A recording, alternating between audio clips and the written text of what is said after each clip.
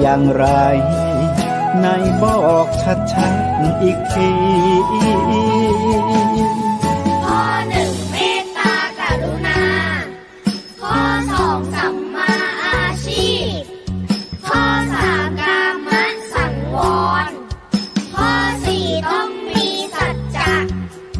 ข้อห้าสติสัมปชัญญะศีลห้าข้อ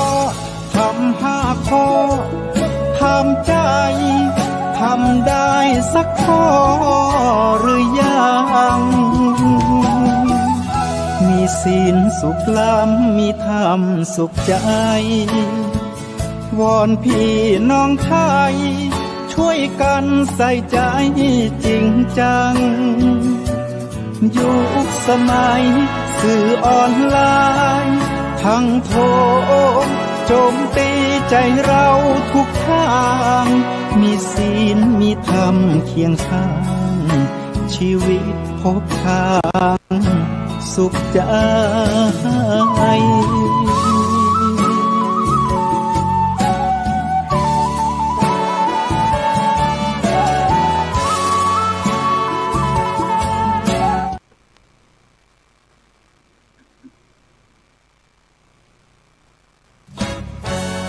ทำเป็นทีมสถานีธรรมะออนไลน์ขอเชิญติดตามชมรายการธรรมสากัจฉา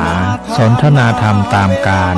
คุยทุกเรื่องทุกประเด็นเติมธรรมะให้หัวใจเติมอาหารใจเติมพลังใจให้ตนเองเป็นประจำทุกวันเวลา 20 นาฬิกาเป็นต้นไปโปรดกดปุ่มติดตามและกด Subscribe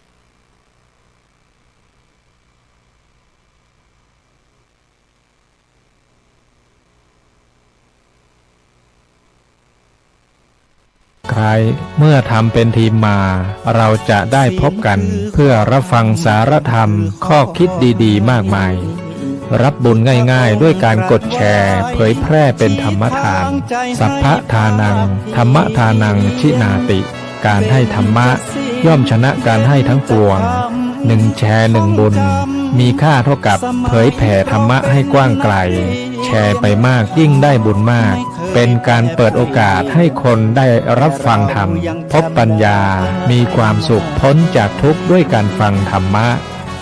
มาทวงธรรมันหมู่บ้านศีลห้าคือเป็นพันธะ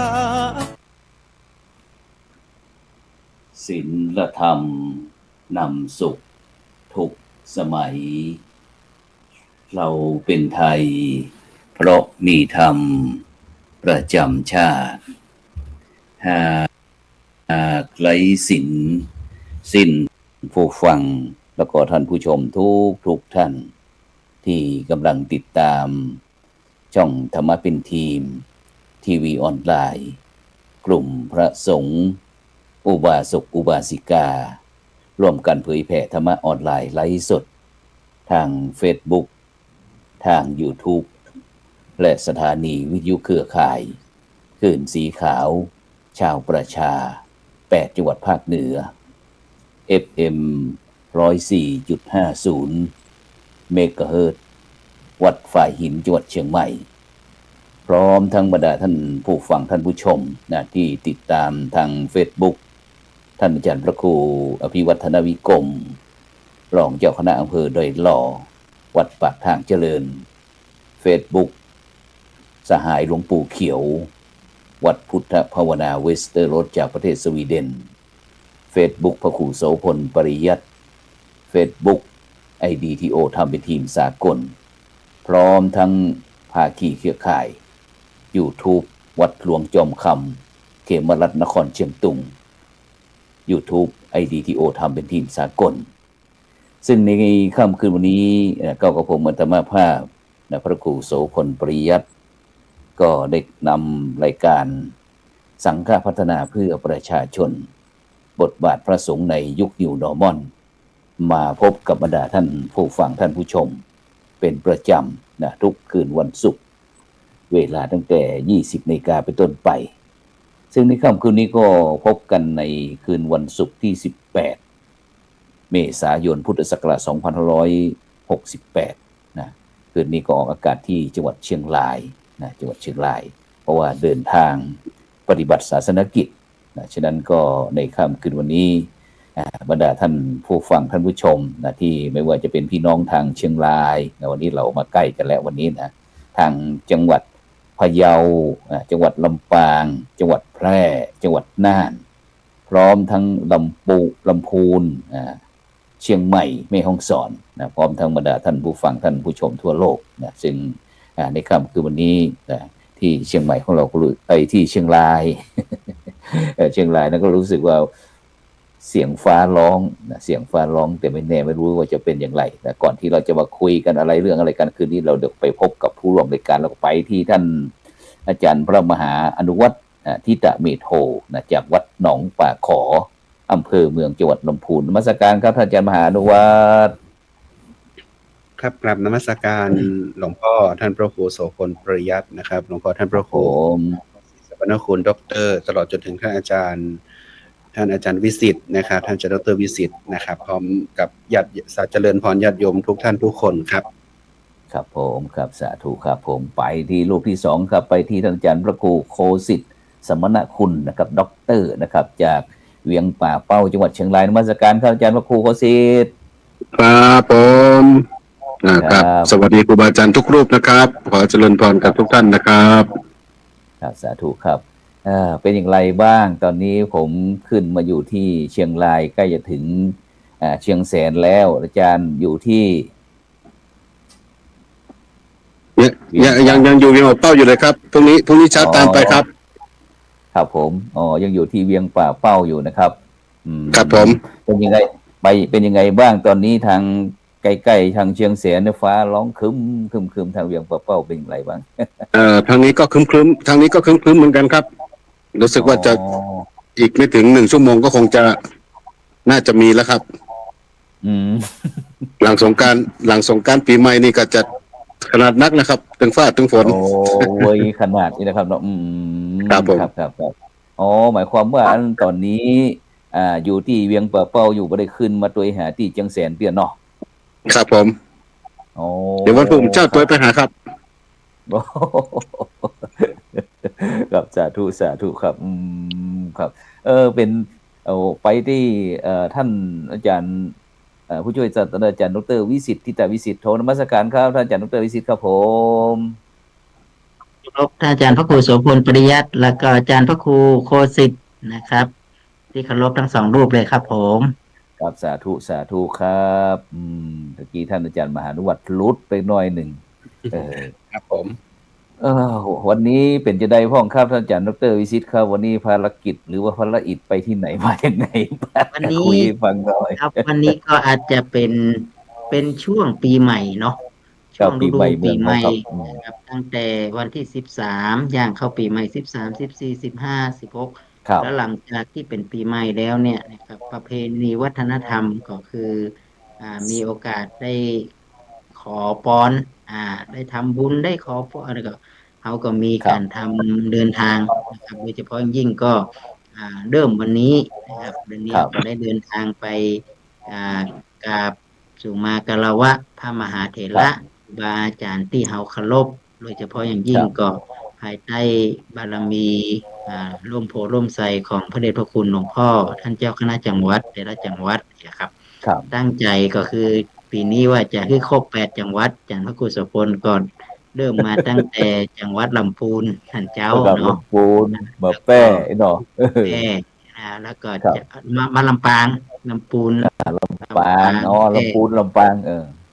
แล้วก็พรุ่งนี้ก็จะไปเชียงรายเนาะวันนี้จะไปพะเยาแต่บ่ทันสักค่ำมันค่ำให้ก่อนแล้วก็ดูสีท่ามีผลครับอาจารย์พระครูโคสิทธิ์มีผลด้วยมาโอ้ยังขบวนใหญ่เลยก็ได้พักก่อนนะครับหยุดพักก่อนเดี๋ยวมันก็ซึ่งโดยเฉพาะปีนี้ครับอาจารย์ดรวิสิทธิ์ครับหันว่าตั้งรัฐบาลนายกแพทองธารชินวัตรนะครับได้มีการส่งเสริมเรื่องการท่องเที่ยวแบบว่าสงกรานต์เฟสติวัลนะครับโดยเฉพาะที่เมืองเชียงใหม่ของเรารู้สึกว่าคึกคืนนะครับเพราะว่ามันจะเกือบ10 ปีแล้วได้ยินแต่เจ้านี่ก็สอบถามมันคณะสัตยาญาติโยมบอกว่า รอบน้ำคือเฮารอบเมืองเชียงใหม่เป็นจะใดพ้องเพิ่นบอกว่าคึกคืนดีบ่ฮู้ว่าท่านอาจารย์ดร.วิสิทธิ์ได้อยู่ในเมืองเชียงใหม่ก็ครับพวกช่วงเทศกาลมหาสงกรานต์ปีใหม่เมื ช่ อง วง เฮา ตามตอนนี้เราอยู่ที่ไหนก็สามารถติดตามสถานการณ์ได้นะอาจารย์พระครูสกล ครั ทุ บ ก ผม คนก็จะพยายามไลฟ์สดพ้องส่งรูป อืม มาในเพจในไลน์อย่างพวกนั้นนี่เนาะหรือว่าใน ครับ ในส่วนตัวเนี่ยจะมองถึงว่าเราก็จะหาสถานการณ์ ตอนนี้ทุกครั้งนี่เราต้องดูในทีวีข่าว ครับ อย่างนี้นะอันนี้สื่อมัน อืม มันเวยมากนะเขาอ ค ยู่ รับ ตรงไหนจะได้เราก็สามารถที่จะรับรู้ได้ ปีนี้เป็นปีที่รู้สึกว่าทุกคนตื่นตัว แล้วก็มีความคือความสำคัญของการปีใหม่สงกรานต์ปีนี้เนาะทุกคนออกมาเด่นออกมาพบปะออกมาทำกิจกรรมกัน ค่อนข้างจะจำนวนนัก แล้วก็ยิ่งกว่านั้นก็คือว่าปีที่ผ่านมาเนี่ยนะเราเจอสถานการณ์เรื่องของโควิดพ้องเรื่องสุขภาพเรื่องอย่างนี้เราก็นั้นไป แต่ว่าเนี่ยครับ ครับ ปิกมานะครับปิกมาสร้างกำลังใจ แล้วก็โดยเฉพาะยิ่งก็ในวัดในวาเนี่ยเอาก็จะหันญาติโยมมาทำบุญส่งน้ำกันเป็นจำนวนมาก แล้วก็ ครับ เวลาทำบุญเสร็จก็ไปเด่นน้ำสงกรานต์กันนี่ยัง อืม อิ่มหนำสำราญนะก็อิ่มห ครับ นำสำราญนะครับ แต่ว่าสถานการณ์ปีนี้เราบ่แน่ใจว่าจำนวน อืม ผู้บาดเจ็บหรือผู้เสียชีวิตไปนี่ยังบ่แน่ใจว่ายอดอยู่ที่เท่าใดเนาะแต่ก็ ครับ ส ผม ถานการณ์อย่างที่มีการลื่นโดมอย่างหนักขึ้น แล้วก็ใช้ชีวิตในประมาทอย่างเงี้ยมันก็จะส่งผล ค ก รับ ระทบต่อสุขภาพและอุบัติเหตุพอสมควรครับอาจารย์พระครู ครับ ฉะนั้นก็หมายความว่าอันปีใหม่ที่เชียงใหม่เฮานั้นหลังจากที่ก่อนที่จะอันถึงเทศกาลนะครับสงกรานต์ปีใหม่เมืองนั้นของเฮาก็อันมีอันแผ่นดินไหวเนาะแผ่นดินไหวก็เลยทำให้พี่น้องประชาชนอาจจะบ่ค่อยมั่นใจเนาะบ่ค่อยมั่นใจนะครับ ก็เลยอันทำให้เทศกาลมหาสงกรานต์ปีใหม่เมืองเฮาอาจจะลดน้อยถอยลงไปพองลำพูนเนาะครับอาจารย์มหานุวัฒน์ครับผมลำพูนเฮาเป็นจังได๋พ่องบ่ฮู้อันเทศกาลปีใหม่เมืองปีนี้ ผมก็ว่ายังปกตินะครับยังปกติเดิมที่ ครับ ศรัทธาพี่น้องชาวบ้าน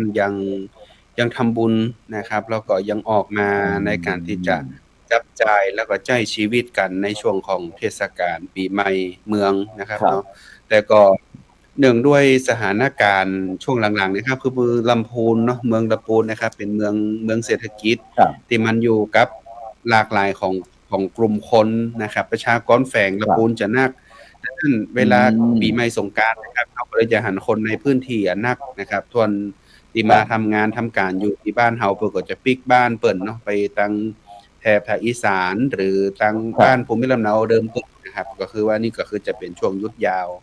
คือลำพูนถ้าช่วงวันหยุดยาวนะครับ จะมีความเงียบนะครับ จะมีความเงียบของเมือง เพราะว่าประชากรแฝงจะอยู่แบบบ่นักนะครับเพราะว่าเพิ่นก็เดินทางปิกบ้าน ครับ ปิกจองกันแต่ผมก็มองว่าการกินนะครับการกินการเฉลิมฉลองกันในงานปีใหม่เนี่ย มันรู้สึกว่าจะหนักทุกๆปีนะครับ มันวันนั้นก็หัน พระสงฆ์ในเครือข่ายเฮาเนาะพระสงฆ์ในเครือข่ายเฮา ครับ ก็ยังว่า ตอนเฮาสวดจะส่งท้ายปีเก่าต้อนรับปีใหม่เนี่ยชวนกันสวดมนต์ข้ามปี นะครับชวนกันสวดมนต์ข้ามปีก็ชวนเพิ่นเข้าวัดเข้าวาเว้นจากอบายมุขนะแต่ช่วงของปีใหม่สงกรานต์ในความเป็นปีใหม่ไทยเนี่ยนะครับเนาะในความเป็นเอกลักษณ์อัตลักษณ์ในความปีใหม่ไทยเนี่ยเฮายังหันว่ามันกลายเป็นการเฉลิมฉลองกันที่บ่หันภาพในความเป็นวัฒนธรรมที่เฮาควรจะหันอย่างที่ควรจะเป็นนะครับ เพราะว่าในความเป็นแบบเก่าแท้ๆมันก็เริ่มหายไปการรดน้ำดำหัวละออนเขาก็บ่เข้ามาก็จะเป็นแต่คนเฒ่าคนแก่มาทำสืบต่อกันไปเหียแต่ละออนเขาก็จะเป็นนักตั้งเรื่องของการฉลองกันแห่แม่กั้มกันเนี่ยนะครับ แล้วก็กินกันการม่วนนั่นไปล่องแป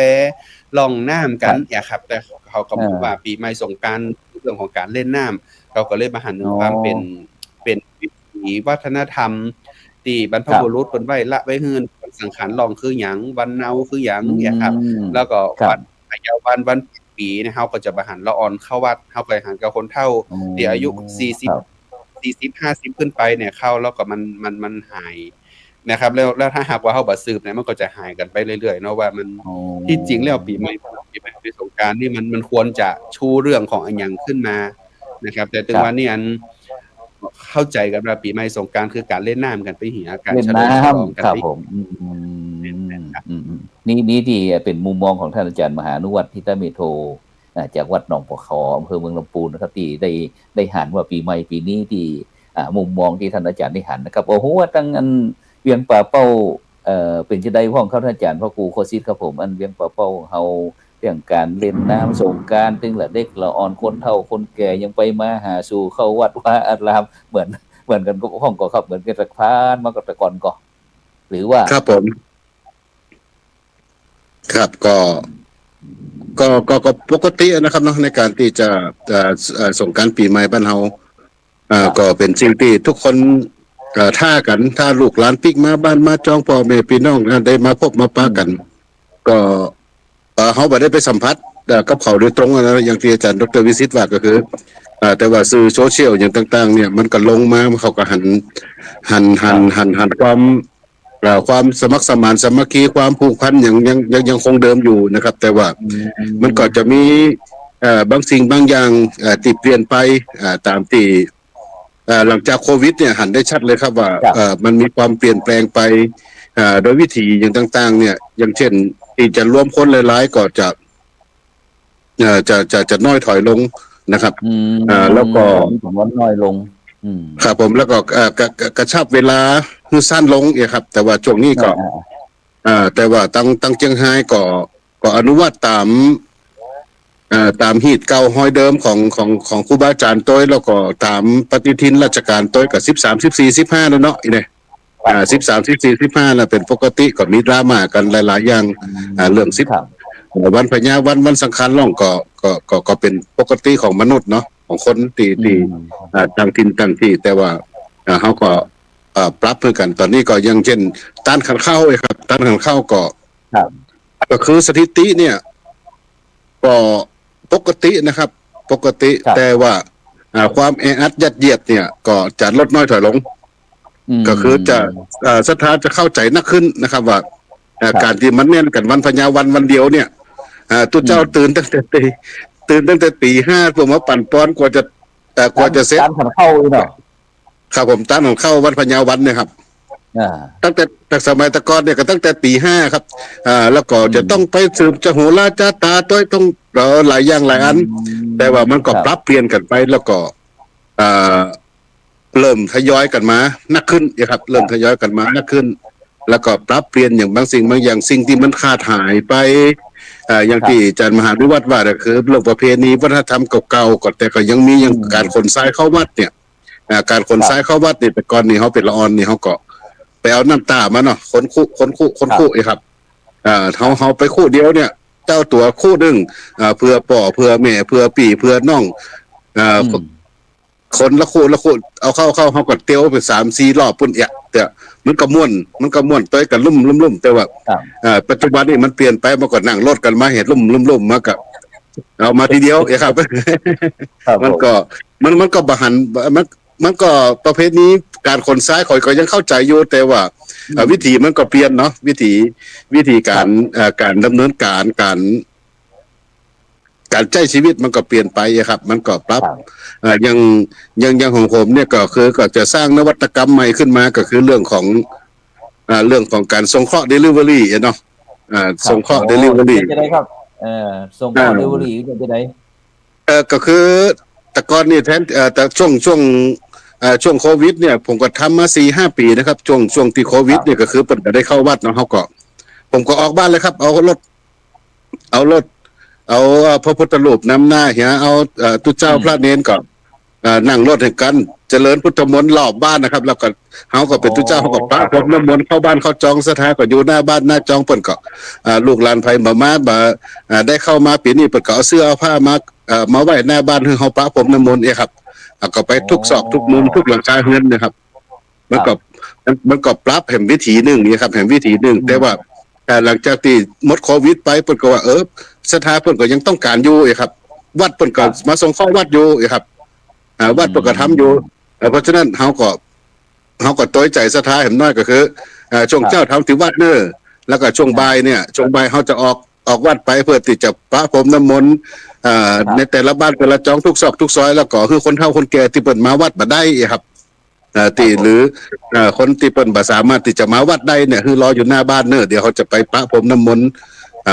เจริญพุทธมนต์หน้าบ้านครับแล้วก็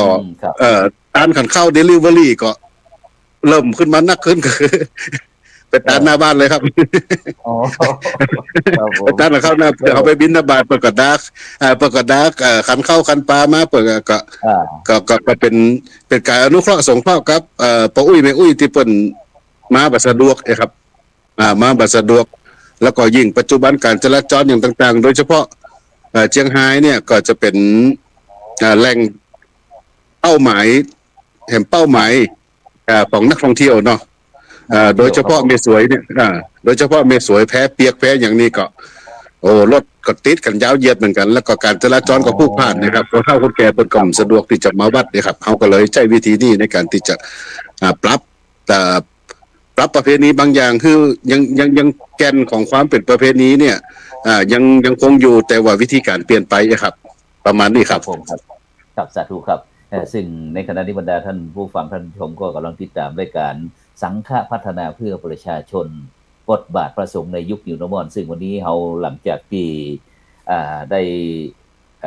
คนเมืองอีกแล้วเนาะเราได้มีประเพณีปีใหม่เมืองหรือว่าตรงกับภาษาภาคกลางก็คือสงกรานต์เทศกาลสงกรานต์ปีใหม่เมืองของเรานี่ก็กำลังก็วันนี้วันที่18ก็ผ่านพ้นไปก็เพราะว่าบางตำราพื้นเมืองเขาก็บอกว่าวันที่10แต่ทางราชการนี่ก็จะเป็น13วันสังขารล่อง14วันเน่าหรือว่าวันเน่า15เป็นวันพญาวัน16เป็นวันปากปีที่นี่เป็นต้นบรรดาท่านผู้ฟังท่านผู้ชมทั้งหลายซึ่งแต่ละวันนั้นก็จะมีอย่างวันสังขารล่องก็จะมีการเป็นวัน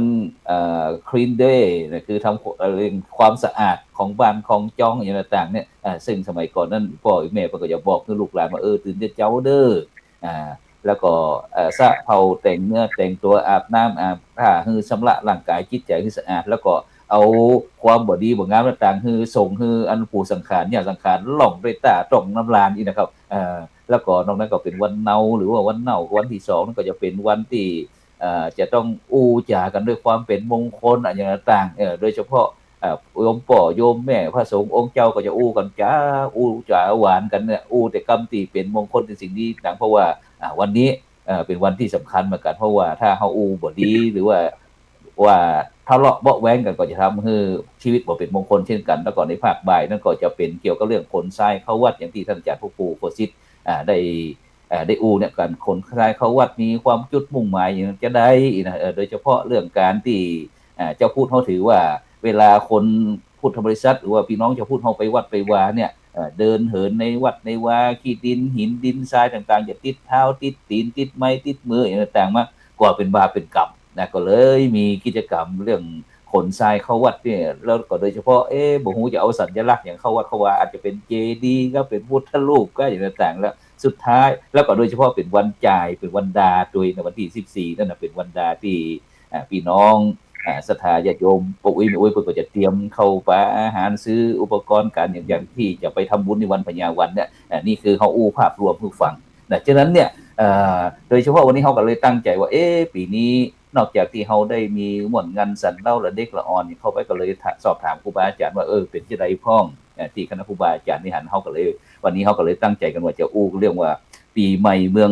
ยุคสมัยใหม่เนี่ยสืบสานต่อยอดจะได้ดีนะซึ่งตะกี้ท่านอาจารย์มหานุวัฒน์ก็สะท้อนหันว่ามันเป็นจังนั้นจังนี้ท่านอาจารย์ดร.วิสิทธิ์แห่งแล้วก็ท่านอาจารย์พระครูโคสิตสมณคุณครับฉะนั้นท่านอาจารย์ดร.วิสิทธิ์ครับอย่างโดยเฉพาะท่านอาจารย์อยู่จังตั้งมหาวิทยาลัยนะครับอันโดยเฉพาะสอนลูกพระลูกเนนหรือว่าคณะศรัทธาญาติโยมที่มาเรียนมหาวิทยาลัยนี่เขาได้มีความสนใจเกี่ยวกับเรื่องเทศกาลอย่างเหล่านี้ผมก็ครับหรือว่าจะได้พ้องกับอาจารย์เคยสนทนาถ้าอู้ถึงเนาะในมหาวิทยาลัยเฮาก็จะจัดการเรียนการสอนภายใต้การบูรณาการด้วยศาสตร์ทางพระพุทธศาสนาฉะนั้นสิ่งที่เฮาหล่อหลอมหรือว่าเฮานำมาทบทวนแต่ละปี อ่าครับ ประการแรกก็คือเรื่องความบ่ประมาทปีใหม่ครับมา1 ปีนี่คืออายุเฮาก็ล่วงไปเนาะอันคนั้นรับคือหมายถึงว่ากลับมาทบทวนอาจจะทบทวนเรื่ององค์ความรู้ทบทวนเรื่องเหตุการณ์อย่างต่างๆอันนี้นี่คืออันหนึ่งเฮาคิดว่าเป็นเรื่องความรู้ประสบการณ์ที่ผ่านมาความรู้1 ปีที่ผ่านมานี่เฮาอาจจะมีประสบการณ์ใหม่ๆมีความรู้ใหม่ๆมีวุฒิภาวะอย่างเพิ่มมากขึ้น ครับอันนี้คือการทบทวน อันที่สองก็เมื่อทบทวนแล้วก็เราจะเตรียมตัวไปตั้งหน้าต่อจะได้บ้องฉะนั้นอืเมื่อเราเตรียมตัวมแล้วเนี่ยเรามีสติเบ็ดปีที่ผ่านมานี่รู้สึกว่าเราประมาทในชีวิตนะแล้วครับเราจะเติมเต็มอะไรอย่างครับการควบคุมตัวเก่านะครับโดยเฉพาะอย่างยิ่งก็คือเราจะใช้ชีวิตที่มีอยู่เนี่ยนะครับเพื่อครับตัวเพื่อประโยชน์นะครับ สังคมเพื่อประโยชน์ของผู้อื่นยังไง แล้วก็จะหาเวลาในการที่จะประพฤติปฏิบัติอย่างไรอันนี้เป็นสิ่งที่เราก็หล่อหลอมแล้วก็เป็นแนวทางให้กับนิสิตหรือที่มาเรียนในมหาวิทยาลัยอันนี้เรื่องของความรู้นะครับดัครับงนั้นบอกว่าประเพณีวัฒนธรรมหรือสิ่งอย่างต่างๆก็ตามมานะครับมันเหมือนกันเป็นการเริ่มต้นใหม่ ฉะนั้นครับสิ่งไหนที่มันบ่ดีเนาะสิ่งไหนที่เราคิดว่ามันบ่ยังประโยชน์ของเราหรือมันสิ่งที่ทำให้เราเศร้าหมองเนี่ยเราก็ครับละเหมือนกับจะเตรียมตัวเข้าสู่เริ่มต้นใหม่นะครับเพราะยิ่งปีใหม่นี่มันเหมือนกับเป็นสัญลักษณ์ว่าเราจะมีโอกาสได้ได้ทำอะไรอย่างใหม่ๆในชีวิตและสิ่งไหนที่ปีเก่าที่ผ่านมาแล้วเนี่ยเรายังบ่สามารถทำได้หรือทำได้แต่บ่เต็มที่ เขาจะมาอธิษฐานตั้งใจมุ่งมั่นในการครับทำสิ่งนั้นให้ประสบความสำเร็จได้อย่างไรอันนี้เราก็จะเอามาเหมือนกับเป็นการท้าทายแล้วอืก็เตือนเรามว่าเราเนี่ยจะประเมินตัวเองได้เท่าไรสมมติว่า1 ปีครับผ่านมาแล้วเนี่ยเขาให้คะแนนกับตัวเก่าจะได้พ้องนะครับในคการรับในการดูแลตัวเก่าในการใช้คชีรับวิตในการที่ทำงานเนาะในการที่สิ่งความรู้ที่เราได้ พัฒนามานี่มันเกิดอะไรอย่างพ้องมันเป็นการทบทวนครับผมแล้วก็เตรียมตัวที่จะไปเริ่มต้นแล้วก็เวอืลาที่เราจะมีอยู่มเนี่ยมันจะได้ทำอะไรอย่างที่เป็นประโยชน์ต่ออันนี้นี่มันก็จะเป็นทบทวนเพราะว่า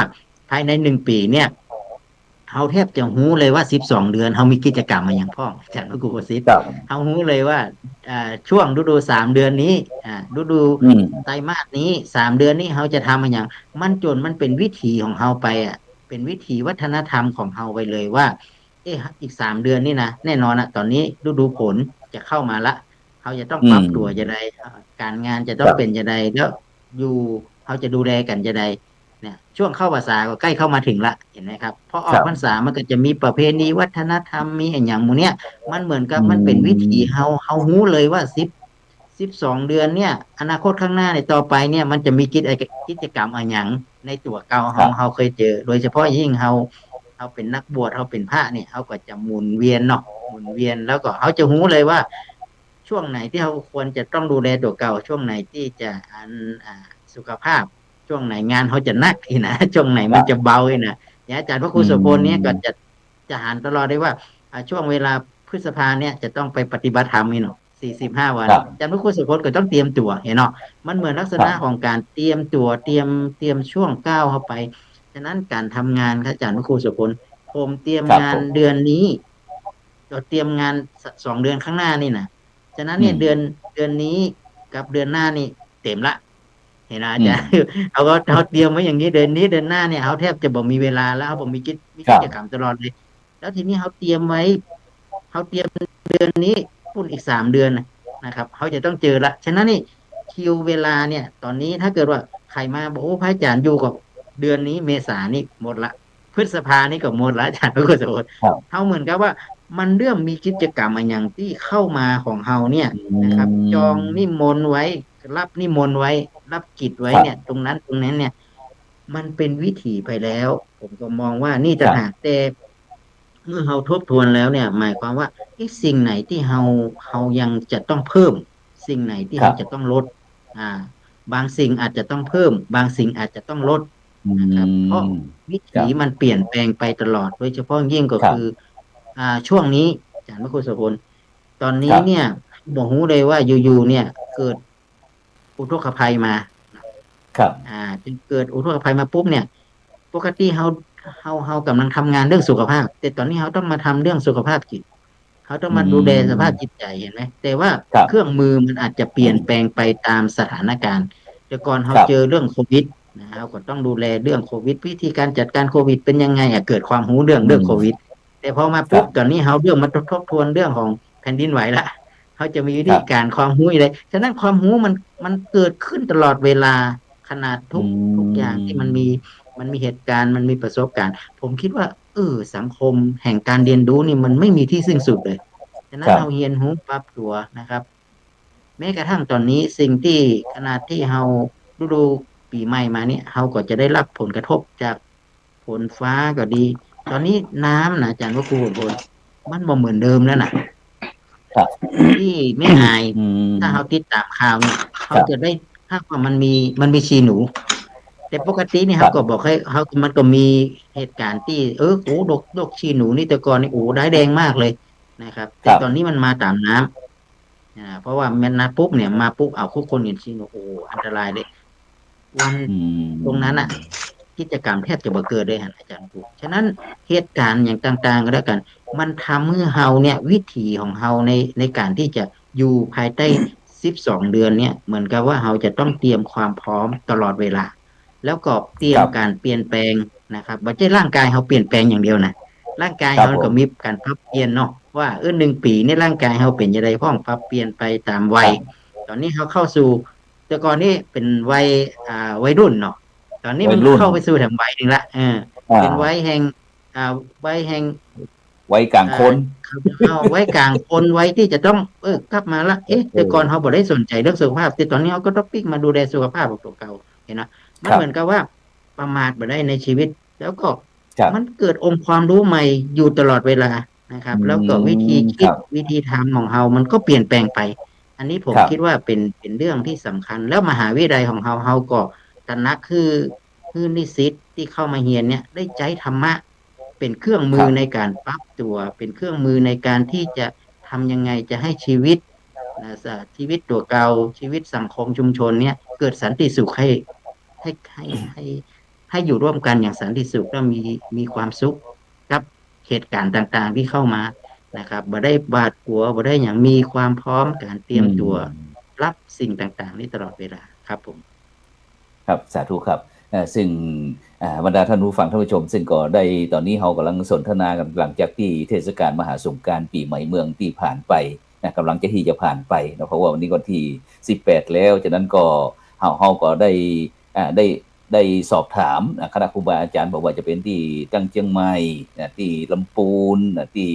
เชียงรายหรือว่าเป็นจะได้พ้องในช่วงเทศกาลปีใหม่เมืองนะซึ่งแต่ละรูปแต่ท่านก็บอกว่ามีการเปลี่ยนแปลงไปบอกว่าจะเป็นตั้งโดยเฉพาะวันเทศกาลมหาสงกรานต์ปีใหม่เมืองเฮาก็คือมันจะมีวันสังขารล่องวันเน่าวัน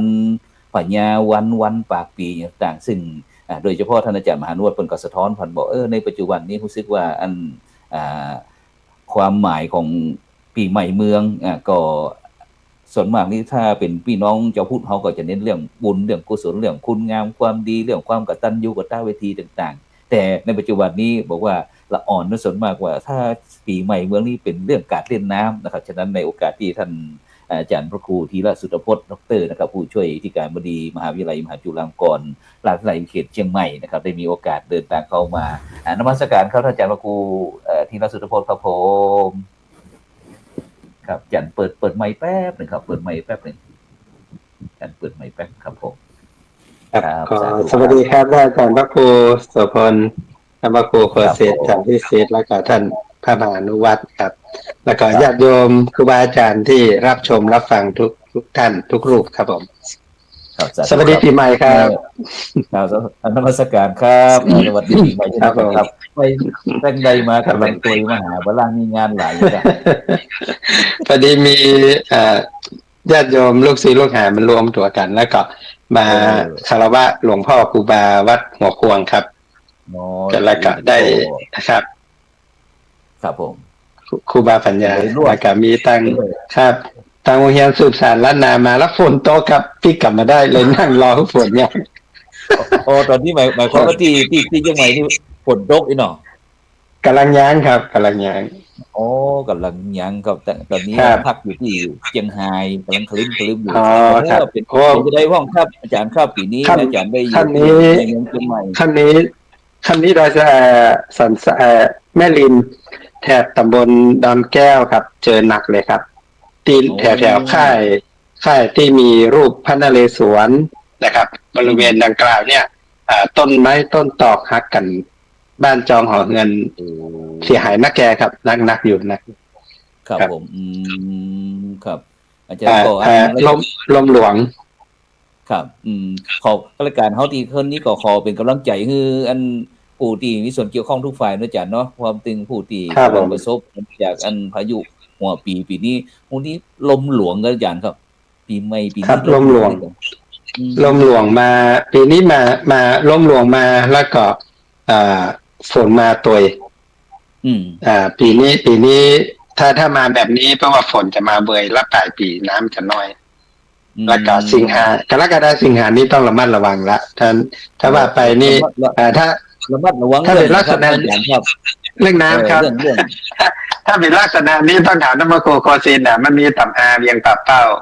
เนี่ยเพราะว่าถ้าฝนมาในลักษณะเนี่ยต้นว่านาดอนจะได้ผลนาลุ่มอตลนาห้องนาห้องจะน่าแก่เพราะแสดงถึง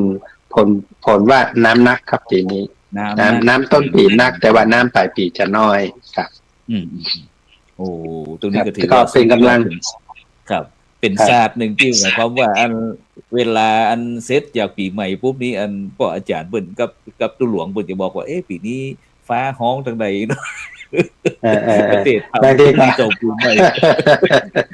นี่ก็ท่านอาจารย์พระครูซิดนี่ก็ท่านที่เวียงป่าเป้าตะกี้ท่านอาจารย์พระครูที่ราชสุทธพจน์บอกว่าตำรับตำรานะครับ ก็มีอยู่ครับมีออกในธรรมอยู่นะครับเนาะในธรรมอันนี้ส่งส์ปีใหม่เมืองนี่เนาะเพิ่นว่าถ้าสังขารไปวันนั้นคนมาเกิดวันนั้นจะมีเคราะห์มีคนเกิดวันนั้นจะมีโจก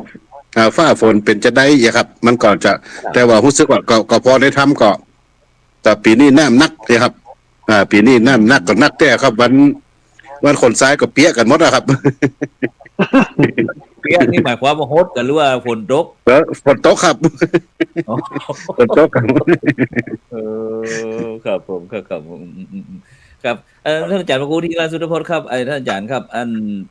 ปีนี้หลังจากที่ปีใหม่มาถึงตอนเนี้ยที่ฟ้าฝนมันอาจารย์ได้หันอย่างพ่องเกี่ยวกับเรื่องปีใหม่มันมีการนั้นเพราะว่าสมัยที่อาจารย์เป็นละออนเป็นพัดน้อยหรือว่าเป็นละออนไปด้วยแม่อุ้ยหรือว่าเป็นพัดน้อยมันก็จะเป็นแฮมรูปแบบหนึ่งแล้วก็ในปัจจุบันนี่ครับอาจารย์ได้หันอย่างพ่องครับถ้าโดยความเห็นผมเนาะผมว่ามันความรู้สึกมันเหมือนเดิมของคนต่างวัยกันเหมือนเดิมแต่คนเฒ่าคนแก่ยังคงคิดเรื่องวัดเรื่องบาเรื่องกลิ่นเรื่องตาลครับคนในวัยผู้ใหญ่ส่วนละอ่อนเนี่ยเขาจะเริ่มต้นที่คิดเรื่องกลิ่นเรื่องตาลเนี่ยมันไม่ใช่วัยเขาแต่เขาจะไปรวมกับพ่อกับแม่เมื่อใดก็ตามที่ผมคิดว่าเมื่อใดก็ตามที่เขาพลิกมาเนี่ยเขามาหาพ่อหาแม่เนี่ยอันนี้เบอร์หนึ่งเขามีในใจละคือเขาจะมาโดยลักษณะใดก็ตามเนี่ยแต่ว่าเขาจะมีบ้านเนี่ยเป็นที่พักทางจิตว่าได้ที่สุดอีจากการจากงานเนี่ยมีบ้านเป็นที่เปิงผมว่าอันนี้เป็นสิ่งที่ยังคงอยู่เนาะส่วนพลิกมาแล้วมาหันหลังหันพ่อหันแม่เกี่ยมข้าวเกี่ยมปลาเกี่ยมข้าวเกี่ยมครัวจะไปวัดจะไปวาจะไปตันเตรียมอย่างต่างๆนี่เนาะลักษณะการเตรียมมันอาจจะเหมือนในอดีตที่มานั่งห่อนึ่งมานั่งแป้งขนมมาคูปะป้าเตรียมได้ๆถ้ามันเปลี่ยนไปหมดละครับถ้าว่าไปบุญของคนปัจจุบันมันได้ของติปนักขึ้นบุญนักขึ้นบ่ต้องขึ้นแบบเปล่าบ่ต้องขูดแบบเปล่าแต่ว่าก็มีแบบเปล่าใช้มีน้ำอ้อยน้ำตาลมีอย่างเตรียมพร้อมคือกูอย่างเตรียมไปที่ห้างเราก็ไปเก็บมามันผมนึกเห็นอย่างว่าในยุคของพระอริยเมตไตรที่เป็นแบบคนมีบุญเนี่ยถ้าบุญนักนะไปสอยที่ไหนก็ได้แต่ขึ้นออกต้นจากประตูบ้านหรือเก่าออกไปที่ประตูเมืองเนี่ยมันก็ มันมีแม่ทราบแม่นเอาแต่ถ้าคนมันมีบุญแม่นมาได้นะ จะไหน เออ แม่นมาได้ ก็คน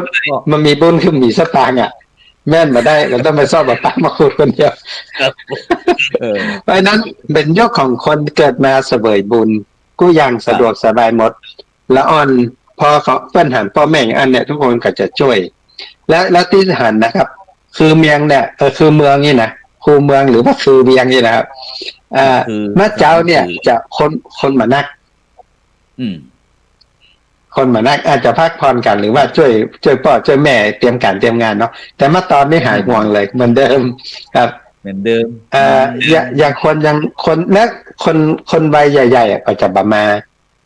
ครับเนี่ยที่มันอู้เล่นกันนี่เนาะอุตส่าห์ไปนั่งอันหลังกระบะรถแล้วนะคือว่าจะเปลี่ยนน้ำบอกว่ามาเปลี่ยนสักกันแล้วอ่อนจะบอกว่าเฮ้ยจะไปคนเท่าเดี๋ยวไปจะเมื่อยแล้วแอบปีใหม่มาม่วนไปนะคนวัยหนึ่งจะเพิ่นจะเลื่อนตัวเก่าไปอยู่ที่วัดวาอารามไปอยู่ที่ประเพณีวัฒนธรรมแล้วอ่อนก็จะเลื่อนกันไปอยู่ที่ม่วนงานสนุกสนานถ้าคนใหญ่นะผมคิดว่าคนวัยกลางคนตั้งแต่45-50ขึ้นไปเนี่ยมีความรู้และมั่นคงในเรื่องของประเพณีวัฒนธรรมอันนั้นคือเสาหลักสำคัญที่จะช่วยทำให้ละอ่อนเนี่ยที่จะเป็นคนรุ่นเฮาเนี่ยต่อไปในอนาคตเนี่ยเข้ามาต่อรักษาและต่อยอดคือเฮารุ่นเฮาเนี่ยต้องรักษาไว้แล้วรุ่นหลังจะมาต่อยอดเองผมคิดว่าผมมองเป็นวัฒนาการเนาะทางวัฒนธรรมแต่หัวใจมันยังอยู่ครับครับฉะนั้นอาจารย์มหานุวัฒน์ครับมีความคิดเห็นจะได้ครับการตรงกับท่านอาจารย์พระครูธีรสุตโพธิ์ครับหรือว่าจะเสริมเติมเต็มตัวไหนครับนิมนต์เลยครับ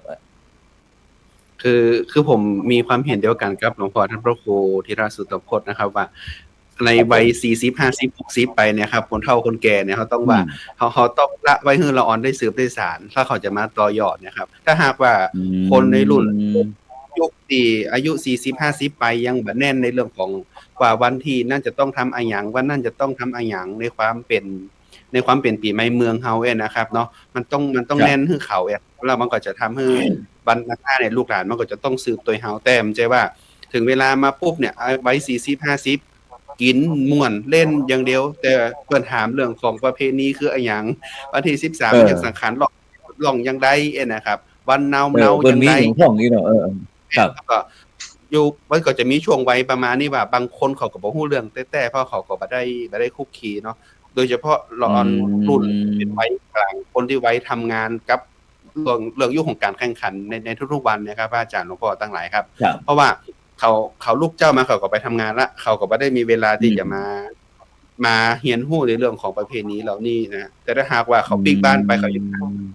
หันวิถีอยู่อย่างที่หลวงพ่อว่านะครับว่ายังหันพ่อแม่เตรียมข้าวเตรียมของไว้อยู่แต่มาใจถึงวันมาไปดำหัวปลากับไปดำหัวนี่นะครับมันเป็นสิ่งที่ดีงามครับมันจะต้องได้ต่อยอดกันแต่ถ้าหากว่าเฮาแบบปลาละอ่อนเข้าไปเลยมันก็ลำบากนะครับอย่างผมนี่แต่ก่อนผมอาจจะโชคดีอย่างนึงเนี่ยผมเติบโตขึ้นมาในยุค90เนาะมันจะหันถึงความเปลี่ยนแปลงแล้วก็หันถึงเรื่องของความเป็นอดีตอยู่เห็นถึงความทันสมัยใหม่อยู่ที่มันบ่ต้องว่าร่วมสมัยนะครับเนาะไปของผมนะครับมันก็จะหันทั้งรุ่นของตะกอนเป็นรักษาฮีตฮอยอย่างใดแล้วก็รุ่นอันนี้เป็นอย่างใดแต่ถ้าหากว่าเป็นเฮาว่าเจนใหม่นะครับเจนอัลฟาตึงวันเนี่ยครับละอ่อนเขาก็จะบ่ค่อยที่จะเรียนรู้อย่างเป็นนักสักแต่ใดแล้วเพราะว่าเขาก็เข้าใจว่าสุดท้ายแล้วปุ๊บครับจุดหมายปลายทางคืออย่างของเป้าหมายข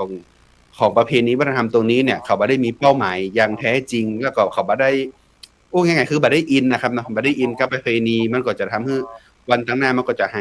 ายไปเหี่ยยิ่งถ้าหากว่าถึงวันนี้มันมีเรื่องของการกระตุ้นเศรษฐกิจนะครับเรื่องของการส่งเสริมการท่องเที่ยวแล้วภาพลักษณ์การท่องเที่ยวในงานประเพณีสงกรานต์ภาพลักษณ์ที่แท้จริงของประเพณีปีใหม่เมืองหรือว่าสงกรานต์ในประเทศไทยเฮาเนี่ยอัตลักษณ์มันคืออย่างที่แท้จริงเนี่ยครับบ่ใช่ว่าปุ๊บนักท่องเที่ยวต่างชาติมาปุ๊บขายอย่างขายถนนข้าวสารขายถนนตาแปนะครับขายที่ห้างเมย่าครับคนเต็มเลยนะแต่ถามว่าเราได้อะไรจากรากเหง้าในความเป็นประเพณีวัฒนธรรมตัวนี้บ้างแต่สุดท้ายแล้วปุ๊บครับ หรือผู้ประกอบการก็ต้องหวังเอาผลกำไรจากการประกอบการแล้วนี้ไปก็เลยมีแค่คอนเสิร์ต13 14 15คอนเสิร์ตแต่บ่ได้มีเวทีเสวนาเรื่องของรากเหง้าประเพณีวัฒนธรรมอย่างน้อยอย่างการเปิดงานติดตาแปรเนี่ยกองสะบัดใจหายไปไหนนะครับหรือแม้กระทั่งภาพที่มันเป็นความงดงามเนี่ยครับเรื่องมันเนี่ยจะเป็นมีฟ้อนมีรำกันเนาะยังละปูนเป็นแห่พระเจ้าวันที่13เนี่ยนะครับมันถึงอันเนี่ยมันแห่พระเจ้ามาก็เอารถไก่กันไปเห็นบ่ได้เขาก็หันเขาโคอยู่ไกลๆกันไปเหียแต่ถามว่าอย่าได้บ่ต้องเอาพระเจ้าออกมาแห่เพราะอะหยังเนี่ยเขาคือละอ่อนเขาก็บ่ฮู้ถ้าหากว่าเฮาได้สะท้อนตรงนี้โดยมันจะเป็นสิ่งที่กระตุ้นเศรษฐกิจก็คือกระตุ้นไปเนาะแต่ถ้าหากว่าเราต้องเอาเรื่องราวที่มันเป็นความเป็นรากเหง้าของเฮาเนี่ยครับออกมาโชว์ให้ต่างชาติได้เห็นตัวไม่ใช่ว่าสุดท้ายแล้วปุ๊บสงกรานต์เอาน้ำขึ้นรถกระบะแล้วก็เอวปะแป้งฉีดหน้ากันเนี่ยครับแม่นครับเพราะว่าสุดท้ายแล้วปุ๊บเนี่ยมันก็มีอันอย่างหลายๆอย่างที่มันจะทำให้ความที่มันบัดเหนียวแน่นเนี่ยมันบางครั้งมันก็ทำให้ทดถอยไปอย่างสังเกตปี3ตั้งแต่หลังโควิดมาเนี่ยสังเกตว่าเขาจะอย่างง่ายๆขึ้นขอให้มันแล้วไปให้มันง่ายขึ้นนะครับมันก็บางครั้งมันก็บ่ได้ลึกซึ้งในเรื่องของสิ่งเหล่านั้นนะครับเรื่องการดำหัวเรื่องของการที่จะอย่างเพิ่นเฮาไว้นะครับอย่างแต่ก่อนนี่เนาะปีนี้ผมบ่ได้ยินเสียงบัดทบเลยครับบัดทบที่เปิ้นจีนั่นครับนะฮะไล่ปูสังขารญาติสังขารแล้วก็เอาเป็นละออนได้ยินเปิ้นจีบัดทบปีนี้เงียบปิ้งถ้าจะข้ามตกตัวครับฝนตกข้ามคืนไหมครับนั่นมันบางอย่างเนี่ยจะได้บ่ต้องจิบ่ทบไล่ครับแต่ก่อนนี้อันคนเฒ่าบอกเนาะลูกมาลูกมาพอสังขารปู่ย่าสังขารร้องแล้วครับแต่ถึงวันนี้อายุสังขารร้องคือหยังบ่ฮู้ละอ่อนเขาก็บ่ฮู้นะอย่างวันเน่าเนี่ยบ้านเฮาตั้งเหนือห้องว่าวันเน่าเพราะอะหยังทั้งภาคกลางเพิ่นว่าวันเน่าคืออะหยังครับบางครั้งมันก็บ่ได้เกิดการส่งต่อในเรื่องของความหมายของวันเนาะเฮาก็จะว่า14เมษายนเป็นวันครอบครัวเฮาก็เข้าใจเป็นวันครอบครัวไปเหียแต่ล้านนาเฮาคืออะหยังบ้านเน่าคืออะหยังเนี่ยครับเนาะมันแล้วก็การเคลื่อนของปฏิทินเนี่ยที่เชียงใหม่ยืดเอา14 15 16เนี่ยฮะในช่วงของ70ปีที่มันจะเป็นเรื่องของการเคลื่อนของปฏิทินเนี่ยแต่ก่อนนี่ถ้าหากว่าผมจำบ่ผิดถ้าดูในละครมันก็สอนเฮานะครับว่าทางการเนี่ยเขาจะประกาศสงกรานต์วันไหนคือปฏิทินแต่ก่อนมันได้เป็นปฏิทินสากล1 2 3 4 5เขานับเอาตามทัศนคติรัฐเปิ้นเฮาว่าทางการราชการถึงจะประกาศว่าสงกรานต์เคลื่อนปีนี้นะแต่ถ้าหากว่ามันตอนเนี้ยคือเฮาใจปฏิทินสากลมันต้องเป็นไปตามยุทธราชการตามปฏิทินที่มันลอกวันมาเรียบร้อยแล้วนะครับเพราะว่าถ้าหากว่าจะเปลี่ยนแปลงเนี่ยมันจะต้องอยู่ที่ตั้งราชการหรือรัฐเป็นคนประกาศว่าสังขารล่องคือ10 14 15 16เนี่ยครับมันก็จะได้แต่นี่มันไม่สามารถได้เพราะมันอยู่ในเรื่องของการกฎกระทรวงที่มันประกาศวันหยุดเป็นหยุดราชการมาเรียบร้อยแล้วบางครั้งก็เลยทำให้เกิดความงงเราเนี่ยนะครับคนก็ถามว่าปีนี้สังขารจะล่อง14คนอายุ60ปลายยังถามเหมือนกันบางครั้งคนอายุเขาก็จะแบบเข้าใจเรื่องของการเคลื่อนของวันอย่างต่างๆนานาเราต้องใช้เวลาในเรื่องอธิบายหลายๆอย่างแล้วก็อย่างปราชญ์ครูบาอาจารย์ตุเจ้าประสงค์เฮาในล้านนานะครับมีนักนะครับเนาะบางทีเนี่ยการอู้กันจาเนี่ยปฏิทิน2สำนัก3สำนักเอามาตีกันแย่งกันบ่เอาไปทางเดียวกันแฮมนะครับเลยทำให้แล้วเราจะยึดอะไรล่ะเนี่ยครับมันก็เลยแบบเปลี่ยนไปเอาตำราหน่อยดีแม่นแล้วก็คือศรัทธาพี่น้องเขาก็เสพกันหลายข่าวสารเนาะแล้วเขาจะเป็นจังได๋อย่างปีเนี่ยครับหนังสือปฏิทินปีใหม่เมืองเพราะหนังสือปีใหม่เมืองเนาะแต่ก่อนนี่เขาจะหันตามกงการขายเล่ม5 บาท 10 บาทปีนี้บ่หันนะครับออนไลน์ก็บ่หันนะครับก็เพราะหาแปลกเหมือนกับว่าปีนี้อันหนังสือปีใหม่แปลกๆแล้วก็มันบ่หันนะครับแต่ก่อนที่ผมเป็นละออนผมก็จะเอามานาบเนาะตกนางมนทากะตกขังคอกกายอย่างเงี้ยครับเนาะที่เปิ้นนับตามกำตวา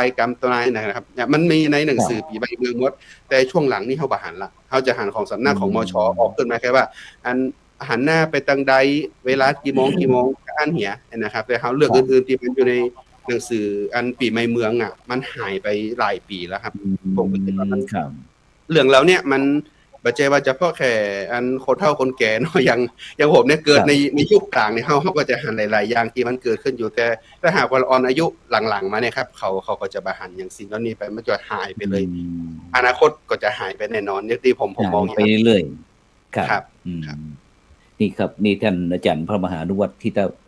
เมโทนะครับจากวัดหนองประคอก็ได้อู้ถึงเรื่องบอกว่างานประเพณีปีใหม่เมืองเฮาในปัจจุบันเนี้ยครับส่วนมากก็จะไปเน้นเรื่องเศรษฐกิจพ้องอย่างพ้องโดยเฉพาะเรื่ององค์ความรู้วัตถุประสงค์ที่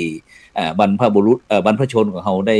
ก่อสร้างห้างแปลงเรื่องภูมิปัญญาอย่างต่างๆเนี่ยเกี่ยวกับเรื่องเทศกาลปีใหม่เมืองอย่างต่างๆนี่ครับก็ถูกลดบทบาทหรือลดน้อยถอยลงไปนะซึ่งก็ท่านอาจารย์มหานุวัตรเปิ่นฝากติ้ง เป็นห่วงไว้ว่าในอนาคตมันอาจจะนะซึ่งเพราะว่าวันนี้เราสนตั้งหัวข้อสนทนาว่าปีใหม่เมืองสืบสานต่อยอดจะได้ดีนะเพื่อที่จะคงรักษาอนุรักษ์จารีตประเพณีพื้นบ้านล้านนาเฮาไว้คือเต้าจนกว่าฟ้าดินจะสลายนะฉะนั้นเฮาไปที่ท่านอาจารย์นั่นพระครูโคสิทธิ์มีความคิดเห็นจะได้ว่าท่านอาจารย์ดร.พระครูธีรสุตตโพธิ์ท่านอาจารย์มหานุวัตรแล้วท่านอาจารย์ดร.พระครูโคสิทธิ์สัมมนาคุณเฮาดูทั้งพี่น้องทั้งเวียงป่าเป้ามีความอยากจะคอมเมนต์หรือว่าเสริมเติมเต็มฝากให้กับบรรดาท่านผู้ฟังท่านผู้ชมเนี่ยว่าเพราะว่าวันนี้เฮาตั้งใจคือว่าเฮาสรุปบทเรียนจากปีใหม่เมืองเขาปีนี้ว่ามันเป็นจะได้พวกเราเขาควรจะในต่อไปเขาจะเดินกันจะได้อู้กันงานสดๆร้อนๆเลยครับนิมนต์ครับผมครับผมก็ผมมาหันโอกาสเนาะหันโอกาสของพระเจ้าพระสงฆ์เขานะครับในการที่จะเป็นผู้ดำเนินการบทบาทของตัวเนี้ยเพราะว่าเขาอย่างที่อาจารย์มหานุวัตรว่าภาครัฐเองเนี่ยเป็นก็ยึดตามนั่นเนาะแล้วก็ในส่วนยึดปฏิทินกระด้างอย่างก็อันนี้ก็ไปกันไปแต่ว่าบทบาทของพระเจ้าพระสงฆ์เขาเองเนี่ยตอนนี้เนี่ยเขาน่าจะมาทบทวนบทบาทของคณะสงฆ์เขาเนี่ยว่าเขาควรจะทำจะได้เกี่ยวกับประเพณีวัฒนธรรมเหล่านี้นะครับบางสิ่งบางอย่างมันหายไปอย่างกับเรื่องของการแห่ไม้กั้มสลีก็ดีการแห่พระเจ้าออกบ้านออกจองก็ดีเนี่ยมันก็จะเป็นหีดเก่าห้อยเดิมเฮาแต่ว่าคนที่จะขึ้นจะทำเนี่ยพระเจ้าพระสงฆ์เขานะโดยเฉพาะอย่างที่อาจารย์มหานุวัตรว่ายุค80 90เนี่ยคนยุค80 90เนี่ยคนจะต้องมามีบทบาทนักขึ้นในการที่จะนำเรื่องราวเหล่านี้เนี่ยไปตีแผ่คือกับสังคมและชุมชนให้นักขึ้นนะครับ แต่เขาก็ยังบัลละลืมในเรื่องของความเป็นนวัตกรรมใหม่ของอย่างที่อาจารย์จัดมาสังงานเนาะโอ้จือพระครูเลยอยากเลยขอบคุณอาจารย์ได้บอกเรื่องของตอนนี้หาว่ายากนี่นะผมน่าจะเปลี่ยนชื่อจะเป็นถ้าเป็นถึงยังไงเนี่ยก็คือมันจะเป็นวิถีใหม่เข้าไปแต่ว่าเฮายังคงความเป็นแกนสารของงานเรานี่เนี่ยสืบสารงานกันไปเนี่ยเฮามาหันบทบาทของพระสงฆ์ในช่วงหลังๆเนี่ยในเรื่องของประเพณีวัฒนธรรมเฮาปล่อยไปตามกระแสเฮาปล่อยไปตามกระแสของโลกไปนะครับแต่ว่าพระเจ้าพระสงฆ์เขาเองเนี่ยเขาก็ต้องมีบทบาทก็แต่จริงๆแล้วเนี่ยลึกๆแล้วเนี่ยผมก็หันบทบาทของพระสงฆ์เขานะครับโดยเฉพาะเรื่องของอย่างที่อาจารย์ดร.วิสิทธิ์พูดไปตะกี้นะครับเรื่องสถิติเรื่องอุบัติเหตุเรื่องจากเหล้าจากยาเนี่ยปีนี้รู้สึกว่าดีขึ้นนะครับก็ดีนะครับที่ว่าสถิติเรื่องของการอุบัติเหตุลดลงประมาณ 25% นะครับก็เป็นแหมวิธีหนึ่งที่เขาจะหันว่าการรณรงค์อย่างต่างๆเนี่ยมันก็จะมีผลกับศรัทธาชาวบ้านถึงแม้ว่ามันอาจจะบ่ได้เกิดทันตาแต่ว่าเขาก็ยังเขาลดเหล้าใน7 วันอันตรายอย่างต่างๆเนี่ยเขาก็ทำมากันเป็น10 ปีแต่กลัวมันจะได้ผลเนี่ยมันก็จ้านะครับแต่ว่ามันก็ได้ผลจริงนะครับมันก็ได้ผลจริงตามนี้แล้วก็อย่างที่ของเชียงใหม่เนี่ยอย่างที่เมย่าก็ดีอย่างคูเมืองก็ดีอย่างต่างๆเนี่ยมันก็แฝงวิถีอย่างที่อาจารย์หลายๆท่านบอกว่ามันก็แฝงวิถีของพุทธศาสนาอยู่ แต่เขากลับมาเนี่ยกลับมาเพื่อความกตัญญูกตเวทิตาธรรมแต่ว่าเรื่องเหล่านั้นเนี่ยเขาก็จะต้องกู้จ๋าผมหันสิ่งมหัศจรรย์เกิดขึ้นในวัดผมก็คือ ตอนที่เขาเตะน้ำเตะทำเจริญพุทธมนต์เนี่ยมีการศรัทธาคนเข้าคนแก่เนาะแต่ตอนที่จะดำหัวใส่สตวงเนี่ยมันลูกไหนมานี่กะดำหัวจะทรงข้อละนะไอ้นะจะทรงข้อละนะใส่สตวงดำหัวใส่สตวงที่ทั้งซีเนี่ยมันลูกไหนมามันเต็มวัดเนี่ยมันเป็นมันก็ยังคงลูกหลานพ่อแม่เป็นว่าพี่นิ่มวันนี้ต้องไปแอลเทเนอร์อย่าเป็นก็ฝากกันอยู่อีเนี่ยถึงแม้ว่ามันจะเวลามันจะสั้นลงแต่มันก็ยังมีอยู่ครับมันก็ปลูกฝังเนี่ยอย่างที่เขารณรงค์กันเนี่ยมันก็อย่างที่ประเพณีสงกรานต์ปีใหม่เมืองเนี่ยก็จะเป็นซอฟต์พาวเวอร์โดยเฉพาะเรื่องของเชียงใหม่ก็ดีจังมันก็จะมีจุดขายหลายๆจุดเนาะที่ทำให้ภาครัฐเองเนี่ยได้หันความสำคัญของประเพณีวัฒนธรรมเหล่านี้แต่ว่าถ้าพระสงฆ์เขาเนี่ยมีบทบาทเข้าไปเพิ่มเนื้อหาสาระของงานขึ้นมานักเนี่ยมันก็จะเป็นว่าฝรั่งเข้ามาเอวเมืองไทยเอวเพื่อหยังเนี่ยเขาจะมากินเหล้านะเขาจะมาเอวกินเหล้านะเขาจะมาเล่นน้ำเขาจะมาเล่นน้ำเขามาเล่นน้ำสงกรานต์มาเล่นน้ำนี่เขาก็ทำเป็นซอฟต์พาวเวอร์เขาก็จะเอาตัวนี้เนี่ยเป็นจุดแล้วก็เขาแฝงเรื่องรักธรรมเรื่องอย่างต่างๆเข้าไปในกระบวนการเรานี่เนี่ยมันก็จะทำให้เกิดสิ่งที่มันกระปลูกฝังกันไปกับน้อยยังเตะน้ำเตะทำพระเจ้าพระสงฆ์เขาเตะน้ำเตะทำวันนั้นมีข้อนะวันนั้นมีโจกเนี่ยแต่ว่าถ้าเขาดุดแค่นี้เนี่ยศรัทธามันก็จะเป็นเรื่องของความเชื่อความศรัทธาไปแต่ว่าถ้าเขาเพิ่มว่าถ้าการตีเป็นตำนายตายตักเนี่ยเป็นคติเนี่ยเป็นการเตือนสติคือตัวเก่าเนี่ยถ้าคนใดมีข้อเนี่ยคือแจ้งอย่างจะระมัดระวังคนใดมีโจกเนี่ยถ้านั่งอยู่วันค่ำแล้วล้อโจกมาอย่างเดียวเนี่ยเนี่ยการเนี่ยงานอย่างโจกมันก็ตึ้มมาเขาก็ต้องปลูกฝังเรานี่เขาคือฝังเข้าไปครับยังมีสตินะครับเพราะจุผมกอนุโมทนากับครูบาอาจารย์ทุกรูปนะครับโดยเฉพาะเรื่องการรณรงค์เรื่องตั้งแต่งดเหล้าเนาะแต่ตีเป็นขอเลื่อนเหล้าเลยนะเหล้าในวันพระที่ขอทบทวนนี่นะแต่เปิดก็เลื่อนไปกับบทบาทของพระเจ้าพระสงฆ์เขาก็มีบทบาทอยู่ผมว่าเนี่ยเป็นพลังโดยเฉพาะเรื่องแล้วก็เรื่องนึงก็คือเรื่องคาสิโนเรื่องอย่างต่างๆที่เขาแสดงพลังกันออกไปเนี่ยเปิดก็เลื่อนไปครับเลื่อนไปครับมันก็ถึงแม้ว่าพระสงฆ์เองเนี่ยบ่ได้เป็นภาพใหญ่ที่ออกมาเคลื่อนไหวที่ชัดเจนนะครับแต่ว่ายังมีกลุ่มเล็กๆเนี่ยเขาก็ยังเป็นฟันเฟืองเล็กๆในกลุ่มของสังคมที่พยายามพลักสิ่งเหล่านี้คือมันอย่างนั้นมากกับพูดง่ายๆถ้าเป็นภาษาเจ้าบ้านคือเขาหันแล้วแกนตาอีเนี่ยแกนตาว่ามันจะได้อีเนี่ยมันกระทบทวนกันไปแล้วก็แต่ว่าประเพณีว่าทำปีใหม่เมืองเท่านี้แต่ในอย่างที่อาจารย์ดร.วิสิตว่าเนี่ยเขาวางแผนกันว่าทุกเดือนเนี่ยมันก็จะเป็นรูทีนของพระสงฆ์นะครับว่าเขาจะต้องวางแผนกันจะ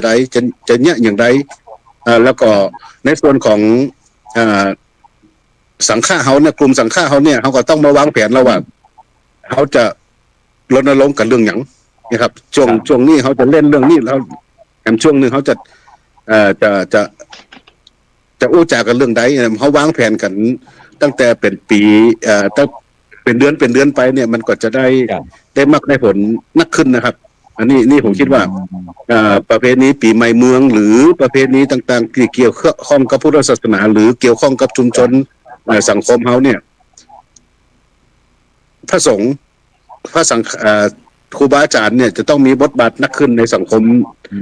ที่เขาจะพัฒนาต่อไปนะครับต้องมีบทบาทนักขึ้นกว่าที่เป็นนะครับครับก็ฝากไว้แค่นี้ครับครับสาธุครับซึ่งบรรดาท่านผู้ฟังท่านผู้ชมทั้งหลายนะซึ่งท่านอาจารย์พระครูโคสิทธิ์สมณคุณดร.นะจากเพียงป่าป้องก็บอกว่าฝากความปรารถนาดีครับเจ้าคณะพระสังฆาธิการเพราะว่าเรื่องเกี่ยวกับเรื่องประวัติเรื่องคุณงามความดีเรื่องจารีตประเพณี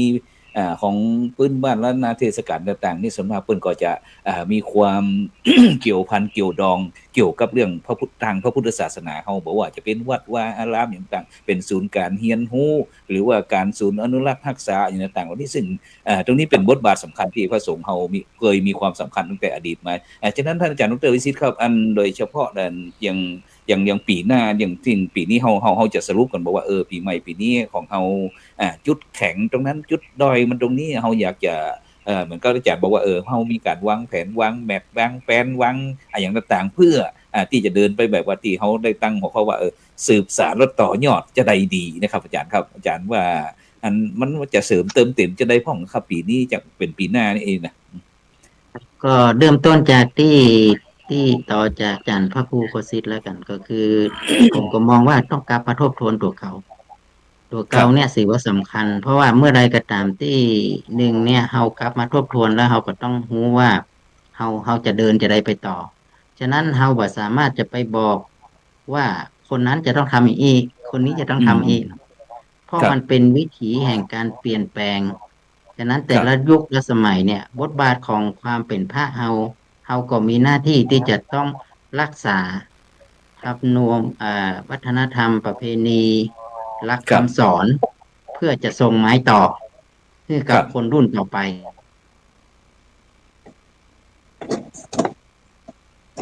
ครับเสียงก็จะขาดหายไปสักกั๊มหนึ่งรอบบัลลังก์ฝนตกอย่างกัน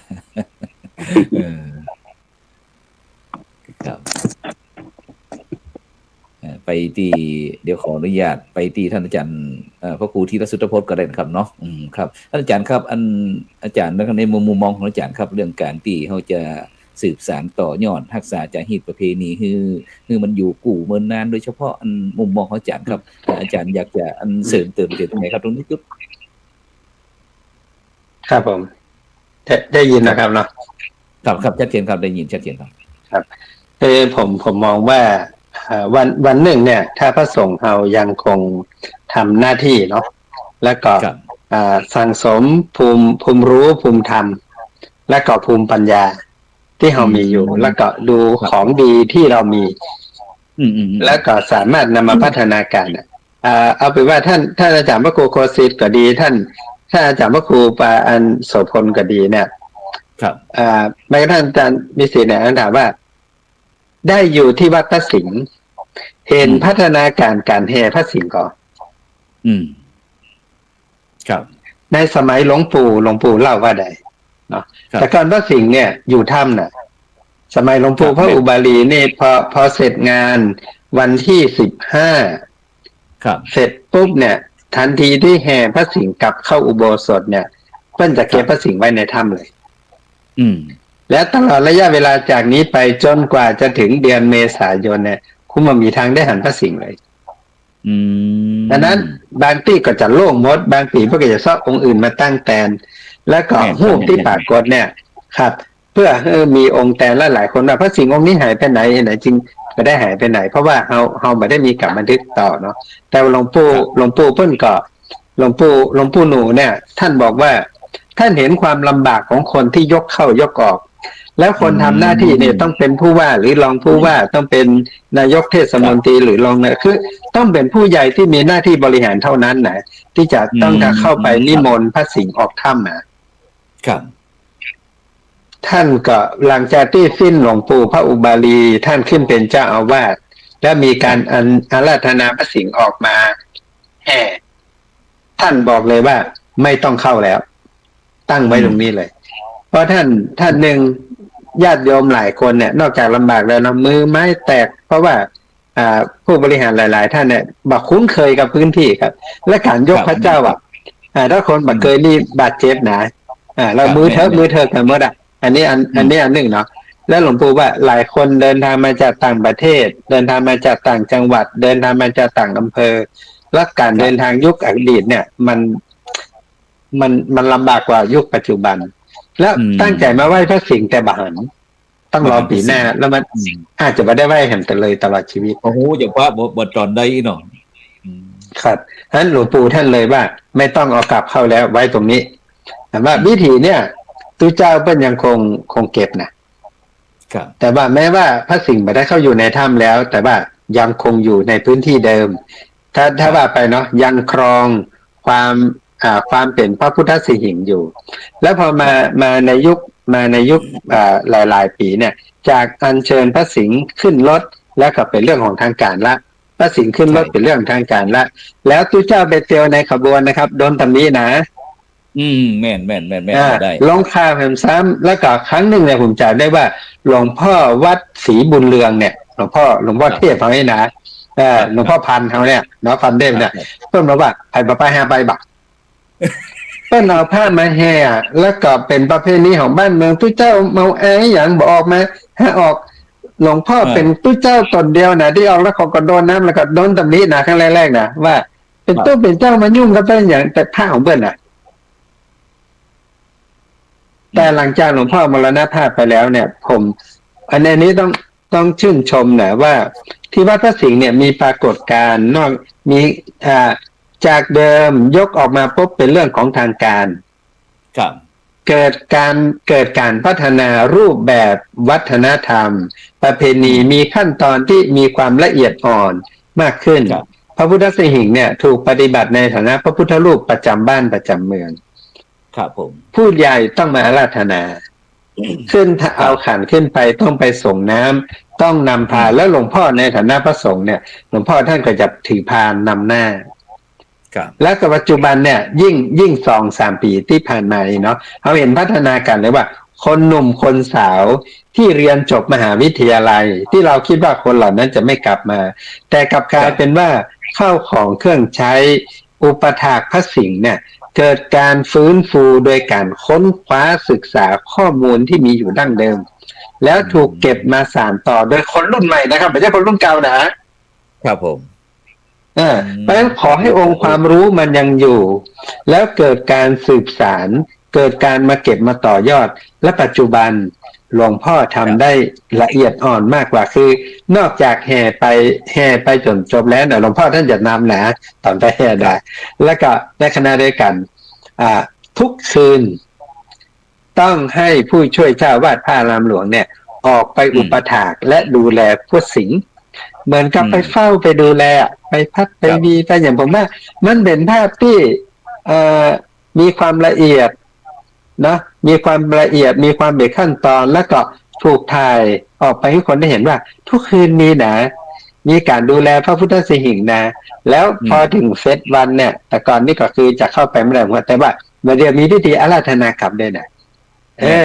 ไม่ใช่ว่าพอเสร็จงานปุ๊บตัวไปตัวมันเป็นเรื่องของตู้เจ้าพระเนรวัดพระสิงห์แล้วเนี่ยจะแห่พิจอย่างใดกับว่าไปนี่ไม่ใช่ละนั่นแสดงว่าโอ้ตอนมานี่ VIP กันนะเนาะตอนปิ๊กเหมือนพระอุปคุฎปล่อยหลวงหลายๆวัดเนาะตอนแต่ละเท่านั้นนี่แห่ก้องแห่กองนะทั้งพระโคโคซีนะแล้วการปุ๊บตู้ลุงอาศัยกันจงลงห้วยบ่มเข้ามาพูดถึงว่าโอ้แล้วการนี่ตอนมานี่แห่ยังยิ่งใหญ่นะตอนปิ๊กนี่กำช่งผมว่าเนี่ยความละเอียดอ่อน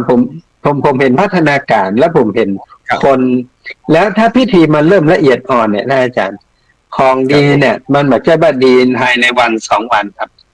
แต่มันดีด้วยตัวของมันเนี่ยและเกิดจากการพัฒนาการเนี่ยเมินขึ้นแล้วคนรุ่นใหม่ผมว่าพระสิงห์ปีนี้ไปดูเลยครับคนที่สูงอายุเนี่ยน้อยแต่คนวัยรุ่นใหม่ๆเนี่ยนักเลยรวมถึงพระเนรคืออยากเห็นอยากเห็นวัฒนธรรมนี้อยากเห็นประเพณีนี้และยังคนจะถามว่าเขาอยู่ต่างวัดเขาไปได้ก่อนเขาไปร่วมในขบวนนั้นได้ก่อนอยากจะมีส่วนร่วมดังนั้นผมคิดว่าความละเอียดและพัฒนาการของพิธีกรรมเหล่านี้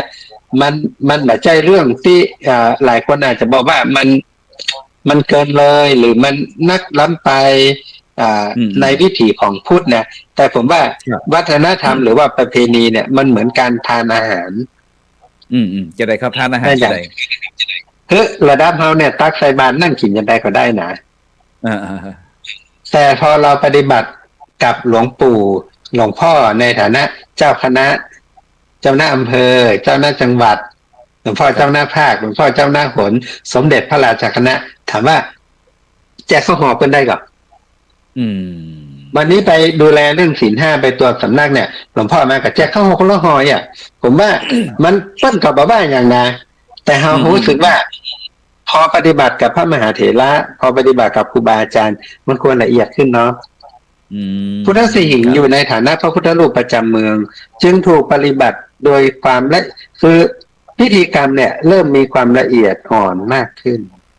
ครับ และในพิธีของคนละนาเนี่ยพระพุทธรูปเนี่ยคือพระพุทธเจ้ายังมีชีวิตนะยังอยู่กับพวกเราดังนั้นผมว่าอันนี้เป็นเงื่อนไขที่ไผ่จะบอกว่างมงายแต่ในความเห็นผมเนี่ยผมว่าโอ้กว่ากระบวนการแห่งการทำให้พระพุทธรูปมีชีวิตเนี่ยและยังอยู่โดยพระคุณกับพวกเราเนี่ยผมว่าอันเนี้ยสำคัญดูการปฏิบัติพอเสร็จปุ๊บมันจะมีการดูแลเนี่ยผิวพรรณของท่านน่ะมนหมองไปตัดใดเสียหายไปตัดใดจากการเอาไปแห่เอาไปส่งน้ำจากการยุ่งกรรมแล้วก็จะมีการดูแล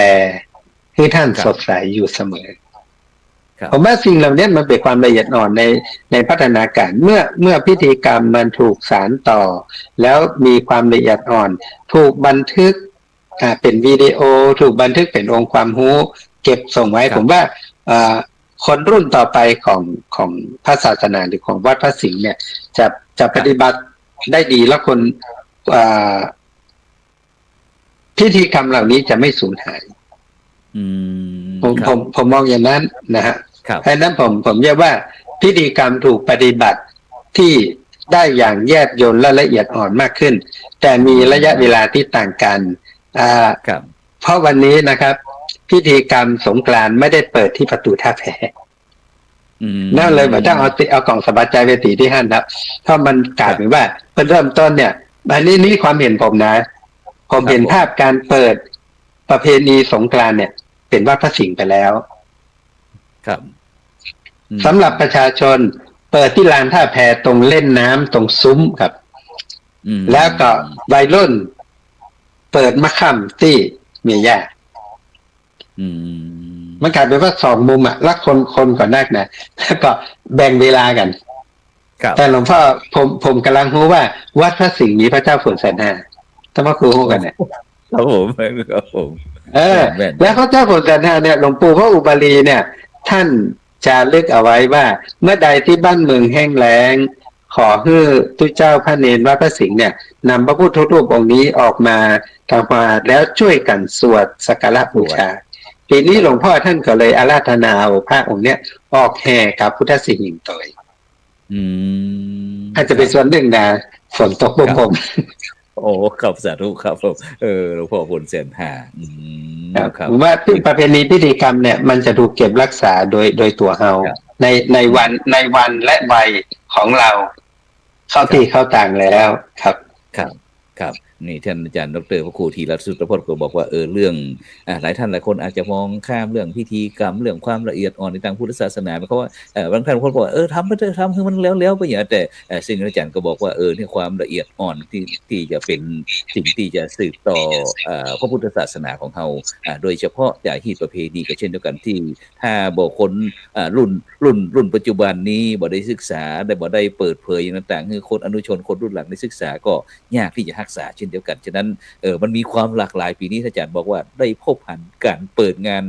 สงกรานต์เฟสติวัลซึ่งมีนายกแพทย์ธรรมทานชินวัตรพร้อมตึงอดีตท่านนายกทักษิณชินวัตรต่างๆคณะผู้หลักผู้ใหญ่ต่างๆมาเปิดงานพิธีที่นี้ฉะนั้นท่านอาจารย์มหานุวัฒน์ครับอยากจะเสริมเติมเต็มอย่างตรงนี้บ้างครับโดยเฉพาะที่ท่านประเด็นที่ท่านอาจารย์พระครูธีรสุตพจน์ได้ช่วยเมตตาครับได้บอกว่าเรื่องความละเอียดอ่อนครับผมครับผมก็ต้องกราบขอบพระคุณนะครับหลวงพ่อท่านพระครูธีรสุตพจน์อาจารย์ดร.นะครับเป็นอย่างสูงเพราะในฐานะที่ผมเป็นตัวเจ้ารุ่นใหม่ตัวแล้วก็อยู่ในช่วงวัยของละอ่อนตัวนะครับก็จะหันว่าในความที่เขาพยายามที่จะทำให้ประเพณีมันมีความละเอียดอ่อนนะครับมันเป็นสิ่งที่ทำให้เขาจะต้องได้ซึมซับเข้าไปในเรื่องราวเหล่านั้นตัวแล้วก็มันก็จงซึ่งจะให้ลูกหลานเขาได้สืบต่อในความสำคัญในวันข้างหน้าว่าเรามีความงดงามอย่างเนี้ยนะครับเป็นสิ่งที่ดีงามมากๆแต่ถ้าหากว่าเรามองแหมมุมนึงก็คือว่ายังข่าวสารบางข่าวสารที่เขายังมุมด้านบวกอย่างเงี้ยนะครับมุมด้านดีๆอย่างเงี้ยสื่อเขาบ่ค่อยคือข่าวนะครับเขาบ่ค่อยคือข่าวแต่คนในพื้นที่จริงๆถึงจะเรียนรู้ไปด้วยกันได้ในเรื่องราวเหล่านี้นะครับครั้งบางอย่างเขาก็จะหันข่าวด้านอื่นๆนะตุเจ้า ตู้เจ้าก็ดีหรือว่าใครก็ดีที่มันอยู่ช่วงในประเพณีมีการมีงานนะครับ มันจะหันข่าวด้านลบไปกันส่วนนักนะครับข่าวด้านดีๆมันก็บอกไปถ้าหากว่าผมมองว่า ถ้าหากว่าสื่อเราเห็นว่าเราควรที่จะเอาสิ่งเหล่านี้ไปด้วยกันนั่นหมายถึงว่าประเพณีของเขามีความงดงามมีครับแต่ข่าวที่ออกมามีคนตีกันมีคนทะเลาะเบาะแว้งกันในงานเนี่ยซึ่งมันก็จะเป็นภาพด้านลบไปแหมส่วนหนึ่งแล้วก็คนตึงมอนที่อยู่ในประเทศไทยครับมันมีหลายมุมมองเนาะแล้วก็ยิ่งหันโดยเฉพาะข่าวสารเกี่ยวข้องกับตู้เจ้าที่มันมาด้านลบนะครับมันเป็นการกระตุ้นทำให้ความเสื่อมถอยทางด้านวัฒนธรรมมันไปโดยกันหลายๆอย่างโดยแล้วก็ความเสื่อมถอยของคนที่จะเข้ามาด้วยความเชื่อมั่นนะครับนะความเชื่อมั่นของพระสงฆ์มันก็เริ่มถดถอยลงไปหนักขึ้นนะครับอย่างที่ได้ยินครูบาอาจารย์ว่าเขาอย่าไปลืมบทบาทหน้าที่ในความเป็นตัวเจ้าพระสงฆ์เขานะครับดังนั้นผมก็อยากจะตัวเจ้าที่หลายๆตนที่เพิ่งก็ยังบ่ฮู้บ่อย่างเตือนสักอย่างเลยนะครับเนาะคือในที่เข้ามาว่าอย่าลืมบทบาทในความเป็นตัวเจ้าอย่าลืมบทบาทในความว่าคุณจะต้องนำเสนอในสิ่งที่คุณบ้านไขบ้านมันหมู่บ้านไขหมู่บ้านมันเนี่ยครับอย่าง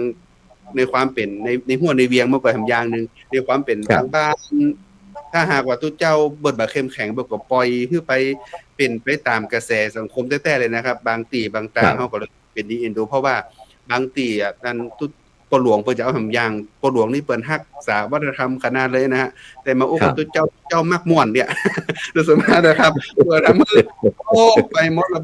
มีปหลวงหลายคนมาปรึกษาผมเหมือนกันนะว่าผมอยากจะให้มันมีเรื่องราวบักเก่าขึ้นมาพ้องตัวเจ้าเพิ่นมาเอาสักอย่างเลยครับตัวปีจะได้เฮาบอกโอ้อินนะมันอยากอะครับอย่างที่เฮาว่าถ้าหากว่าเฮาตัวเจ้าบางตนบ่ฮู้บทบาทนี้ตัวเก่ามันลำบากครับประเพณีมันก็จะหายไปครับอาจารย์ครับครับผมครับสาธุครับนี่ก็เป็นมุมมองพระหนุ่มรุ่นใหม่ก็ตีได้ยอมรับว่าเนี่ยคนรุ่นใหม่บอกว่าอาจจะความละเอียดอ่อนอาจจะค่อนข้างจะหายไปจะเอาใจได้ขั้นเอาใจตัวเองนักขึ้นนี่นะครับแต่ถ้าเป็นรุ่นเก่านี่มันก็จะเอาใจส่วนรวมนะครับเนาะเอาส่วนรวมว่าส่วนเดียวจะได้นี่อันนี้ดีหมดอ่ะครับอันนี้ดีหมดแต่ว่าพอบอกว่าผมเป็นรุ่นใหม่นี่หมู่เฮานี่เก่าไปเลยเนี่ยนะไม่ใช่เกิดเมินหมดไปทางงานนักวิชาการเพราะว่าอาจารย์ดร.วิชิตนะครับมีมุมมองแตกต่างจากท่านอาจารย์มหานุวัฒน์และอาจารย์พ่อครูธีรสุทธพจน์องค์ครับผมสนใจเรื่องคุณค่าเนาะแล้วก็ผมสนใจเรื่องคุณค่าในตัวของเราแล้วคุณค่าของพระพุทธศาสนานะครับองค์ความรู้นี่เป็นรูปแบบหนึ่งที่ทรงคุณค่ามันมีพลังอยู่แล้วแล้วทีนี้ไอ้พลังที่มันจะเกิด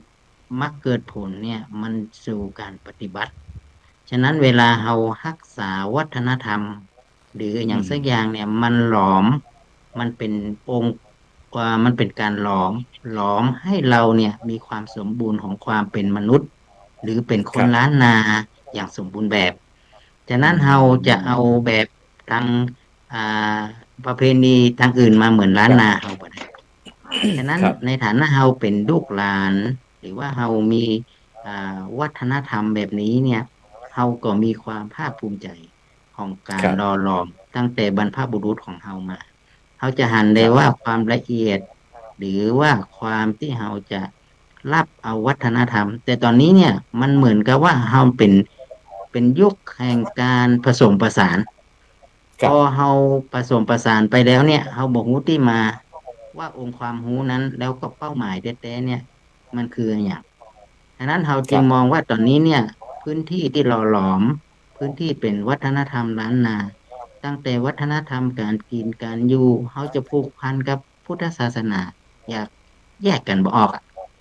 ะครับแล้วก็ยิ่งสำคัญเนี่ยยิ่งวันสำคัญต่างๆเนี่ยเขายิ่งหันความเป็นพุทธศาสนาแบบล้านนาชัดเจนขึ้นครับบอกว่าอยู่ในวัดบอกว่าอยู่ตรงไหนเนี่ยเขาเดินไปตรงไหนเขาจะเห็นทุกอย่างคือมันชัดเจนขึ้นแต่เขาจะใช้องค์ความรู้หรือว่าใช้เครื่องมืออันไหนไปมองอันนั้นเป็นส่วนอีกอันหนึ่งถ้าเขาจะมองในมิติทางพระพุทธศาสนาเขาจะมองมิติขององค์ความรู้ทางภูมิปัญญา หรือเราจะมองในยุคไหนก็ตาม แต่ผมก็ยังเชื่อว่าองค์ความรู้เนี่ยเป็นเรื่องที่สำคัญ แล้วเราจะทำความเข้าใจให้ลูกหลานหรือว่าคนที่จะเข้าใจเรื่ององค์ความรู้คือเขาเข้าใจแล้วก็ตระหนักถึงคุณค่าเนี่ย จะได้อันนี้เป็นสิ่ง แต่เมื่อใดก็ตาม ถ้าเราใครก็ตามเนาะที่มาทำความบ่เข้าใจเรื่องวัฒนธรรม แล้วก็มาติเตียนมาว่าเราเนี่ย แม้กระทั่งเราในฐานะเป็นพระสงฆ์ผมก็รูปหนึ่งเราก็ต้องลุกขึ้นมาเตือนกับสังคมว่าไม่ใช่นะ แต่พระสงฆ์ก็มีหน้าที่ต้องมาเตือนสังคมนะ อาจารย์พระครูสุภสิทธิ์ว่ามันเกินไปรูปแบบของเราเนี่ยเราก็ต้องลุกขึ้นมากล้าเตือนสติ แต่ทางสังคมเพิ่นจะเชื่อหรือบ่เชื่อด้วยหลักการและเหตุผลในฐานะที่เราเป็นผู้เขาเรียกว่าเป็นต้นบุญต้นแบบเนี่ย มันจำเป็นที่จะต้องออกมาเตือนสังคม เพราะว่าบางอย่างมันก็เกินเลยไปอย่างนี้นะครับอันอย่างที่มันเกินไปแล้วมันบทบาทของพระสงฆ์เราก็อาจจะต้องออกมาเตือนกับสังคมบ่ฮือเกินเลยไปนะครับแล้วก็การประเพณีบางอย่างเราก็บ่สามารถจะไปก้าวกายของทางโลกได้ด้วยความเป็นสมณเพศอันนี้เราก็ต้องรู้เขาจะหลักคำสอนเนี่ยจะบอกชัดเจนว่าอุบาสกอุบาสิกามีบทบาทจะใดบทบาทของพระสงฆ์ที่ท่านมาอนุวัตพูดถึงเนี่ยคนมีบทบาทยังไงฉะนั้นเราบอกสามารถที่จะก้าวกายบทบาทของคันบอกว่าการเริ่มจากการฮือทานรักษาศีลภาวนาเนาะแต่จริงๆแล้วก็ชาวบ้านก็ต้องเริ่มกันอุปถัมภ์การฮือทานนี่แต่พระสงฆ์เขาก็มีบทบาทแต่ฮือทานในมิติของพระสงฆ์เขาอย่างเงี้ยผมคิดว่ามันเป็นความลงตัวหรือเป็นความสมดุลแห่งการแล้วมีความภาคภูมิใจครับนะครับที่เรามีสิ่งศักดิ์สิทธิ์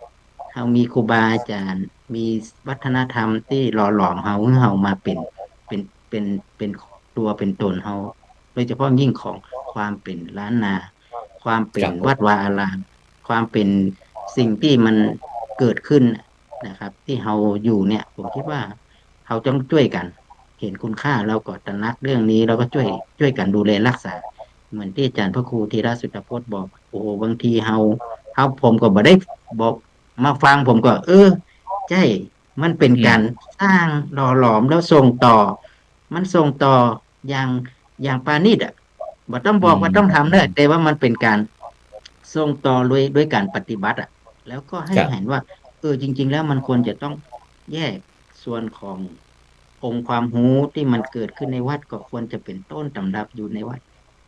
นะครับก็มีที่เดียวเนี่ยนะครับเราก็จะรักษาไว้ให้มันอยู่เป็นที่ทุกที่เลยถ้าเกิดใครก็ตามที่จะเดินทางมาก็ต้องมาดูที่นี่แต่อันแต่ถ้ามันมีหลายๆที่เนาะนั่นก็มีนั่นก็มีที่นี่ก็มีแล้วก็บอกฮู้ที่ไปที่มาเลยนะครับอันนี้ก็เป็นอีกอันนึงที่เรารู้สึกว่ามันก็เริ่มจะบอกฮู้แล้วว่าต้นกำเนิดจริงๆมันคืออะไรแต่ถ้าเราช่วยกันรักษาแล้วก็รักษาแบบปณีตอ่อนน้อมแบบบูชาอย่างผมคิดว่าอันนี้คือความแล้วก็เป็นความสุขของคนเชียงใหม่เป็นความสุขของคนล้านนาและเราก็อู้ได้เต็มปากเลยว่าเราเนี่ยได้ช่วยกันรักษาสิ่งดังนี้ไว้แต่เมื่อใดก็ตามถ้าเกิดว่าคนต่างพื้นที่เพิ่นบ่เข้าใจอาจจะต้องให้คือความรู้ครับคิดว่าเรื่องความรู้เป็นเรื่องสำคัญไปที่ท่านอาจารย์พระครูโคสิทธิ์สมณคุณกันแล้วกันครับเพราะว่าวันนี้เราได้สนทนาเปิดประเด็นให้พี่น้องบรรดาท่านผู้ฟังท่านผู้ชมได้คิดได้ช่วยกันสรุปบทเรียนบทเทศกาลสงกรานต์ปีใหม่เมื่อเฮาว่าปีเนี้ยว่าเฮาเป็นจะได้พ้องเมื่อสะท้อนจากเสียงของพระเจ้าจากมุมมองเห็นส่วนหนึ่งเพื่อที่เฮาจะได้เตรียมการในปีต่อไปหรือว่าในระยะยาวต่อไปนะครับฉะนั้นก็ในช่วงสุดท้ายนี้ครับนิมนต์ท่านอาจารย์พระครูโคสิทธิ์สมณคุณครับคือป้อนปีใหม่สักน้อยหนึ่งในตัวแทนของเชียงใหม่ก็ได้ครับผมก็ฟังครูบาอาจารย์เพลินนะว่าได้ความหลากหลายในความคิดในการที่จะพัฒนารูปแบบของประเพณีวัฒนธรรมนี่ผมก็ไม่ได้หมายถึงว่าเฉพาะกับปีใหม่เมืองเนาะก็คือรวมถึงของหลายๆอย่างประเพณีวัฒนธรรมหลายๆอย่างเพราะฉะนั้นพระเจ้าเฮาเองเนี่ยครับอย่างที่ผมได้เนี่ยก็คือต้องมาทบทวนบทบาท บทบาทหน้าที่ของเฮาในการที่จะดูแลเรื่องนี้นะครับเฮาบัดได้จมก็ของเก่านะครับ แล้วก็บัดได้เมาของใหม่นะครับแต่เนี่ยจะได้ที่จะปริวัตินะปริวัติคือมันเข้ากันของเก่าเขาก็เอาของใหม่เขาของเก่าเขาก็ละของใหม่เขาก็ต้องยอมรับในการเปลี่ยนแปลงนะครับถ้าเขาบัดได้ยอมรับในการเปลี่ยนแปลงว่านั่นก็ได้อันนี้ก็ได้เนี่ยมันก็จะเกิดความขัดแย้งกันในชุมชนนะครับเนาะเพราะฉะนั้นในความเป็นพระในความเป็นตุ๊เจ้าโดยเฉพาะหลายรูปหลายตนที่เป็นเจ้าวาดเนี่ยมีบทบาทสำคัญโดยเฉพาะก็ทางบ้านนอกเขาเนาะในการที่จะต้องเป็นตัวตั้งตัวตีในการที่จะดำเนินกิจกรรมเหล่านี้เนี่ยคือพัฒนาแล้วก็เนี่ยจะถูกใจคนเก่าแล้วก็เอาใจคนใหม่ตัวเองครับในการที่จะสืบสารในการที่จะตีเนียนง่ายๆคือตีเนียนที่มันเข้ากันได้ครับเอาใจถึงทุกฝ่ายนะครับเพราะฉะนั้นทุกเจ้าครับทุกเจนเลยนะครับเอาเข้าทุกเจนเลยเนี่ยเพราะฉะนั้นทุกเจ้าอย่าท้อนะครับแต่ศรัทธาก็อย่าถอยเหมือนกันนะครับขอฝากไว้เพียงแต่นี้ครับขอบคุณครับสาธุครับการนิมนต์ท่านอาจารย์พระครูธีรสุทธพจน์เข้าได้เป็นตัวแทนเขาได้คือปอนปีใหม่อันพี่น้องบรรดาท่านผู้ฟังท่านผู้ชมการนิมนต์ครับผมครับก็ได้ฟังถือว่าหมู่เฮาได้มาร่วมกันสานเสวนาเนาะเพื่อที่จะส่งต่อรักษาและก็ส่งต่อองค์ความรู้ที่เฮาเก็บไว้จากครูบาอาจารย์จากคณะศรัทธาตลอดระยะเวลาที่เฮาได้รู้ได้หันก็หวังว่าสิ่งเหล่านี้จะกลายเป็นคุณูปการสืบต่อไปในการที่จะช่วยรักษาแล้วก็ให้คนรุ่นใหม่มาต่อยอดเอาสิ่งที่ดีที่งามเก็บไปนะครับเพราะนั้นก็ขออาราธนาเอาบารมีของแก้วเจ้าทั้ง3กุณตาลศีลภาวนาบารมีของพระสิงห์หลวงบารมีของพระแก้วพระธาตุเจ้าดอยสุเทพตลอดถึงบารมีพระธาตุเจ้าดอยตุงเนาะอภิบาลประโคมรักษาญาติโยมท่านสาธุชนทุกท่านครูบาอาจารย์ทุกรูปทุกองค์ให้ได้มีสุขภาพดีแข็งแรงอายุมั่นขวัญยืนได้อยู่เป็นร่มโพล่มไทรของลูกศิษย์ลูกหาได้อยู่นำศีลนำทานอธิษฐานอันใดก็ขอได้สำเร็จสมปรารถนาเหมือนกันทุกท่านทุกรูปทุกคนเทอญสาธุอนุโมทามิครับสำหรับในค่ำคืนนี้ก็เวลาหมดเวลาครับกับขอบพระคุณนะครับรวมด้วยการของเขาครับท่านอาจารย์พระครูธีรสุทธพจน์ดรนะครับผู้ช่วยผู้การบดีมจร.เขตเชียงใหม่ท่านอาจารย์ผู้ช่วยศาสตราจารย์ดร.วิสิทธิ์ทิตวิสิทโธนะครับมจร.เขตเชียงใหม่ท่านอาจารย์พระครูโคสิทธิ์สมณคุณดร.นะครับจากเวียงป่าเป่าเวียงกาหลงของเขาแล้วก็ท่านอาจารย์พระมหานุวัฒน์ทิตเมโทวัดหนองปะขออำเภอเมืองลำพูนนะครับพร้อมถึงบรรดาท่านผู้ฟังท่านผู้ชมรับฝันดีมีเงินใจไร้โลคาพญาธิบ่เจ็บบ่จนร่ำรวยทุกผู้คนสำหรับในครั้งนี้ขอกล่าวคำว่า